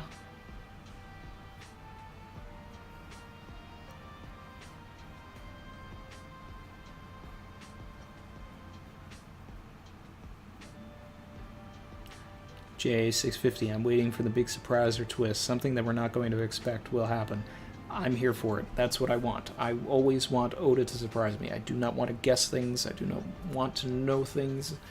That's why I love One Piece too. It's like, even though I can get things right a lot of the time, Oda still surprises me, and that's what makes things so much fun for me, because, you know, it bothers me when I go to a movie or I'm watching a TV show and I'm 5 minutes into it and I know how it's going to end, because I just see all the clues that are getting set up. Chrissy knows what I'm talking about, because I do it all the time. I'm just like, oh, that's the bad guy. Oh, that's the one that's gonna turn on that person. Yep. And then sure enough, she's like, they set it up. So I really I respect Oda for being able to do that. Treasure Cruise I used to play a lot. I played it probably for 5 years. Regularly. Like every day, logged in, did the raids. And then it was like, by the time I got to like all the treasure maps and all this other stuff, I was just like, okay, I am using too much of my life in this. So I gave it up. And I was like really just collecting in the game. And then, but once I like got back into collecting figures and everything, Treasure Cruise seemed like a waste. Because I was like, oh, well, now I have something tangible and not just sitting in my phone.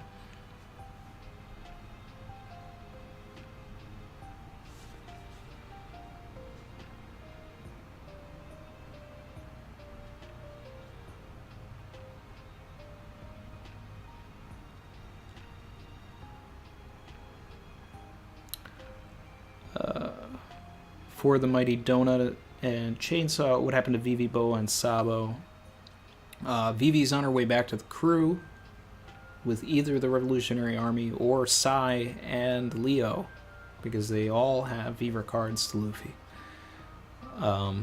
Sabo is either on his way to Wano or has been captured. Boa has definitely been captured and will be returned to the Celestial Dragons, as she is considered their property. So, especially now that she does not have the protection of the world government to protect her. So, Void Worshipper, did you see the new Suicide Squad? Loved it. Amazing.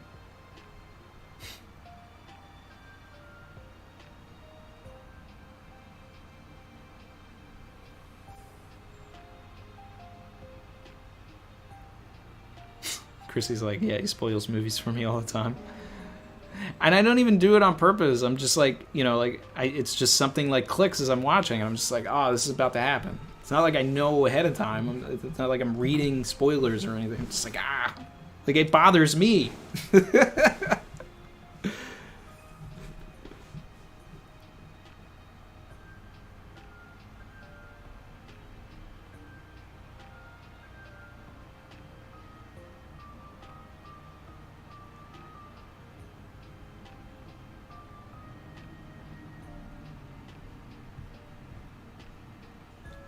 Let's see.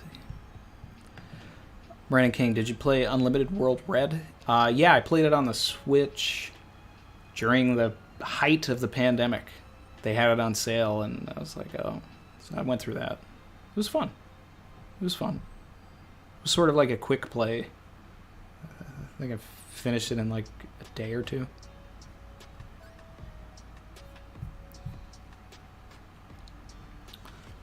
Vern, my guy.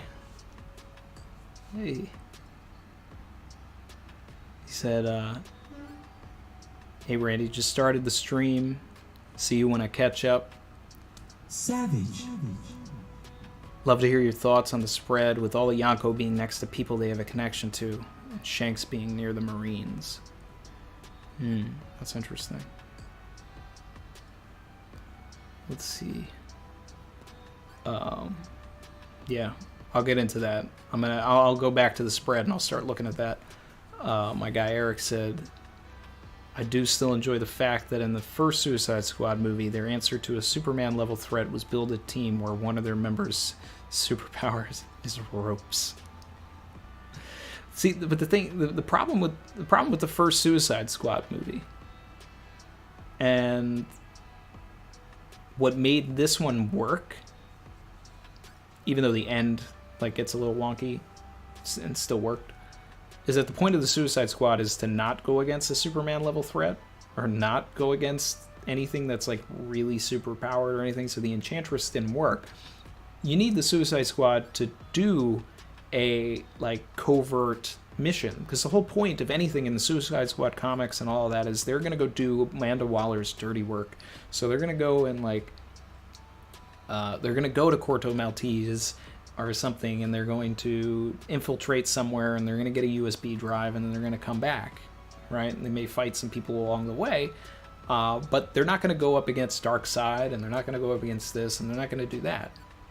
So having them fight the Enchantress and all of that was just so mismatched, and they rushed that movie into production, so that just sucked. But this one, they did it right. They did all of that, but then at the end, the Starro stuff was sort of like a meme, almost. Like almost like and it was a tongue-in-cheek nod, and only really James Gunn would have been the way to like actually pull that together. Yeah. I thought about doing a whole movie on Suicide Squad when it came out, just my thoughts and reactions, but I just didn't find the time to record it. But I did love the movie a lot. So back to Vern's super chat here. We're gonna look at the color spread. So if we look at where Kaido is next to Odin, Hiyori, and Yamato. So yeah, there's connections all around there. Big Mom is next to Katakuri and Odin. There's no connection between Big Mom and Odin, but I think the Odin is really in respect to Kaido. But Katakuri being next to Big Mom makes sense. And you could include Pudding with that. Pudding's pretty close there as well. Corazon is next to Law, which makes sense. And there's sort of this triangle happening here on the spread, if you're looking at the spread with me, where you have Doflamingo, Corazon, and Law, and he's tying that together. Moria, Kuma, and Perona are next to each other to sort of create a little bit of a trifecta there, a little triangle there, from just an art standpoint. Obviously Oda's like putting thoughts in between the groupings, but there are still some random outliers, like where Kiku and Reiju are. But you have to balance everything out. The Straw Hats create this really great triangle with Robin at the top, or really Roger at the top. I just noticed, I think it's funny that Frankie and Bon Clay are on opposite sides of each other. Obviously, they're both voiced by Kazuki Yao. So that's what makes that funny. Vivi is on the same line as the Going Merry. And then I didn't notice it at first, but it was pointed out to me that Whoop Slap is on top of the Going Merry. I found that out later. Oh, boy. Find it interesting how prominent Rouge is on the list, especially considering that he wasn't in the top 50. But I think that that's Otis saying that, he's going to become important. We have Bonnie there. Bonnie's great. There's basically this whole, like, supernova area here, where we have Killer, Kid, Capone, Hawkins, Bonnie, Rouge, Apu, and Drake sort of having almost their own triangle going up. I just noticed that Frankie and Kid are fighting in the spread, and I'm loving it. Shirahoshi, I believe, was also not in the top 50, but Oda is signifying their importance by putting them there as well. Smoker and Tashigi, obviously they're together. Blackbeard and Ace are next to each other. Carrot is on top of Blackbeard. Could that be foreshadowing that Blackbeard kills Carrot? Because he is responsible for the death of Ace. You heard it here first. Oh, man, I don't know. But then you have Shanks, and Shanks is next to Kobe and Garp. And it also seems like there's some magma. Like that Shanks is sort of hidden inside magma, so I think that that's sort of Oda's way of alluding to Akainu there without putting Akainu on the spread. But then could that also link and hint to some sort of connection between Akainu and Shanks? I'm just spitballing looking at this. As far as the admirals go, it really seems like only Kuzan is here. I didn't see Akainu, Kizaru, or even Fujitora. Marco's next to Whitebeard, of course. And Rayleigh, so we just sort of have some legends going on right there. Buggy's also next to Blackbeard. I don't know if I like that. Renegade Vision said, did you notice the Pokemon Meltan on Kid's arm? In the spread? I'm looking now.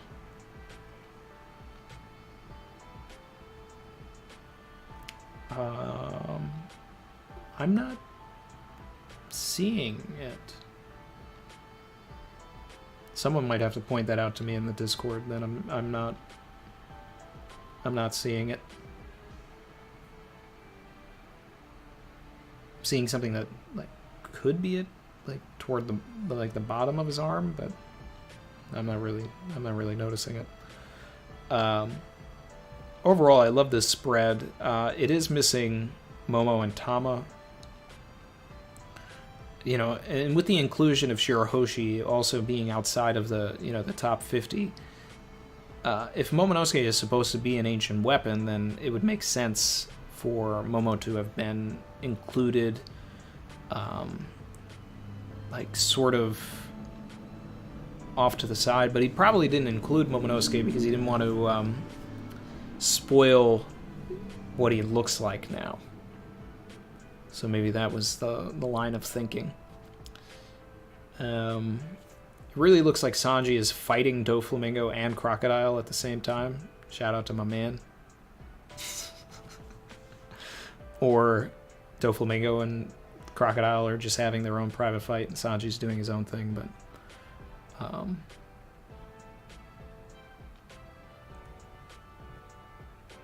the spread's great. It's really great.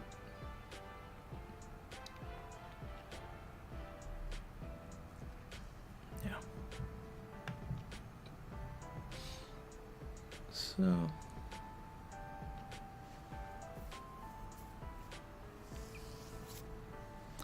catching up on the chat, and then I think we're gonna wrap things up here, guys.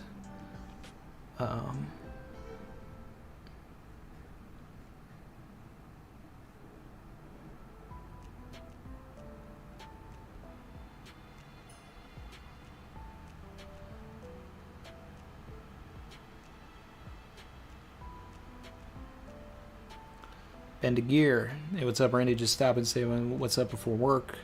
Appreciate you, my guy.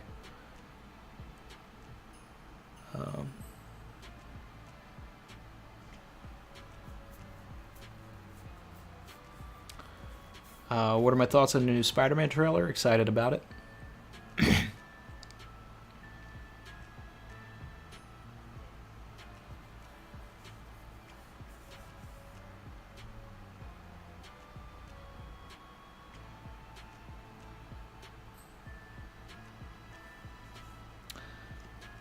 Interesting. Evo said, Randy, have you noticed how in this, in everybody's raid drip, Sanji and Zoro's color schemes are each one of the colors of Luffy's drip? Well, I mean, Sanji's wine color is sort of a different color than Luffy's red. But, you know, obviously the black cloak is definitely reminiscent of Zoro's garb there. But I think the greater thing to say is that everybody's Onigashima drip is actually sort of has some element of the red family in it. That's something that Chrissy and I have noticed. You know, we like picked up on it, like even just watching the opening. You know, and you see everybody come through. Everybody's got some sort of red going on. Nami has the red. Chopper has the red. Luffy's got the red. Sanji's all in red. Zoro's got a red sash. Usopp's got the red hat and the red thing. Brook has like this sort of half and half thing going on where he has a little bit of a red there. Even Jinbei's triangles have a little bit of red in them, or something like that. Robin's got a red sash. Frankie looks like a red lantern. And then, you know, shout out to Vivi as well, who also has a red cape, because you know Vivi's a Straw Hat. And Vivi is repping her Onigashima drip as well. Which Yamato, for Nakama people, Yamato has a lot of red in their outfit. Let's see. Looking at Carrot, no red. Carrot's outfit is the green and yellow from her first introduction. I don't know.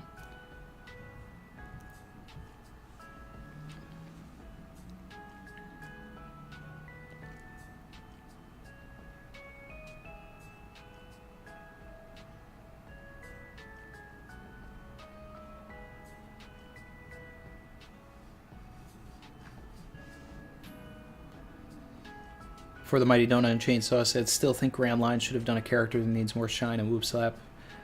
Yeah, I mean, he could have said, everybody vote for Gin, and then we could have had Gin hanging on the Mary.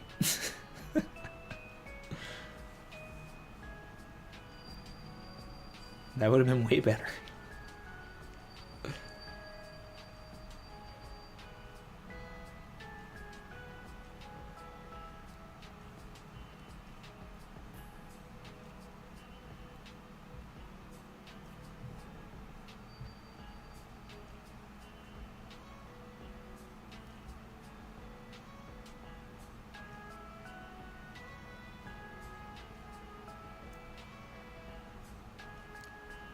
Okay. Alright. Getting Mary's so weird. Alright, guys. This was a fun one. I think I'm gonna start wrapping things up here. DJ Rick comments that Captain Randy's mantra is conviction. You know it.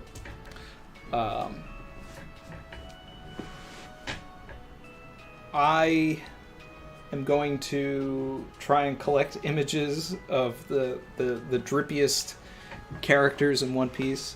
If anybody wants to help with that and put the images in the Discord and all of that of what you think is, you know, should be in the tier list that I make, you know, put those images in the Discord.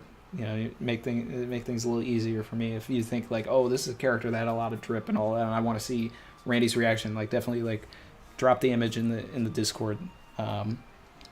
That's what we'll do next week. I think that'll be a funny stream, and that's gonna be fun. So we finally got it, guys. We got Momo and Dragon Momo and Dragon Kaido facing each other off. Love Luffy standing on top of Momonosuke. It's epic. It's epic. We are living the epic of One Piece in real time. I couldn't be happier.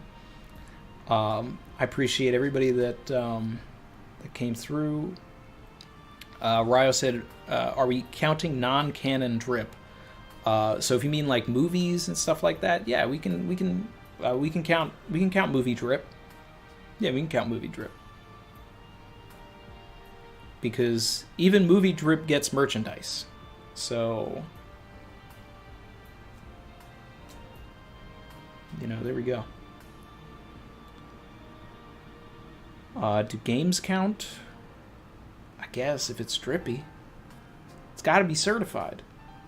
Or really uncertified, so that, we have some things that can just go in the uncertified category.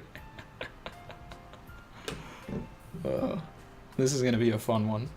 I don't think anybody's ever done this. What do I think about the Oni race?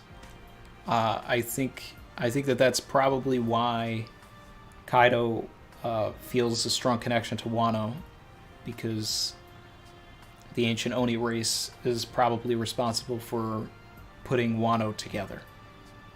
So he's sort of trying to reclaim the land of his homeland, the homeland of his ancestors, probably.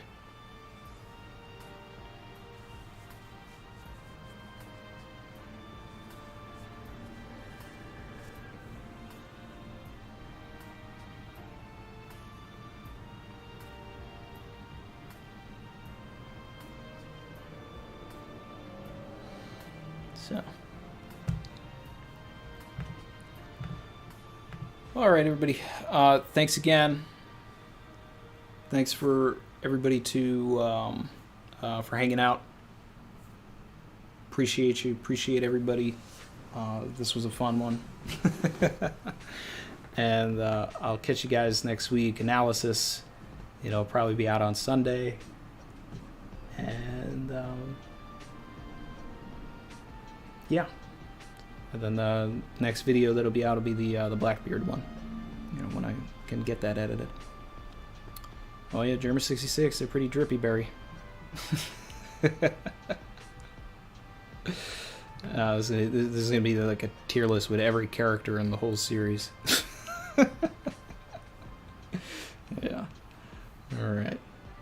And shout out once again to the Flex God Ty. My man. Savage.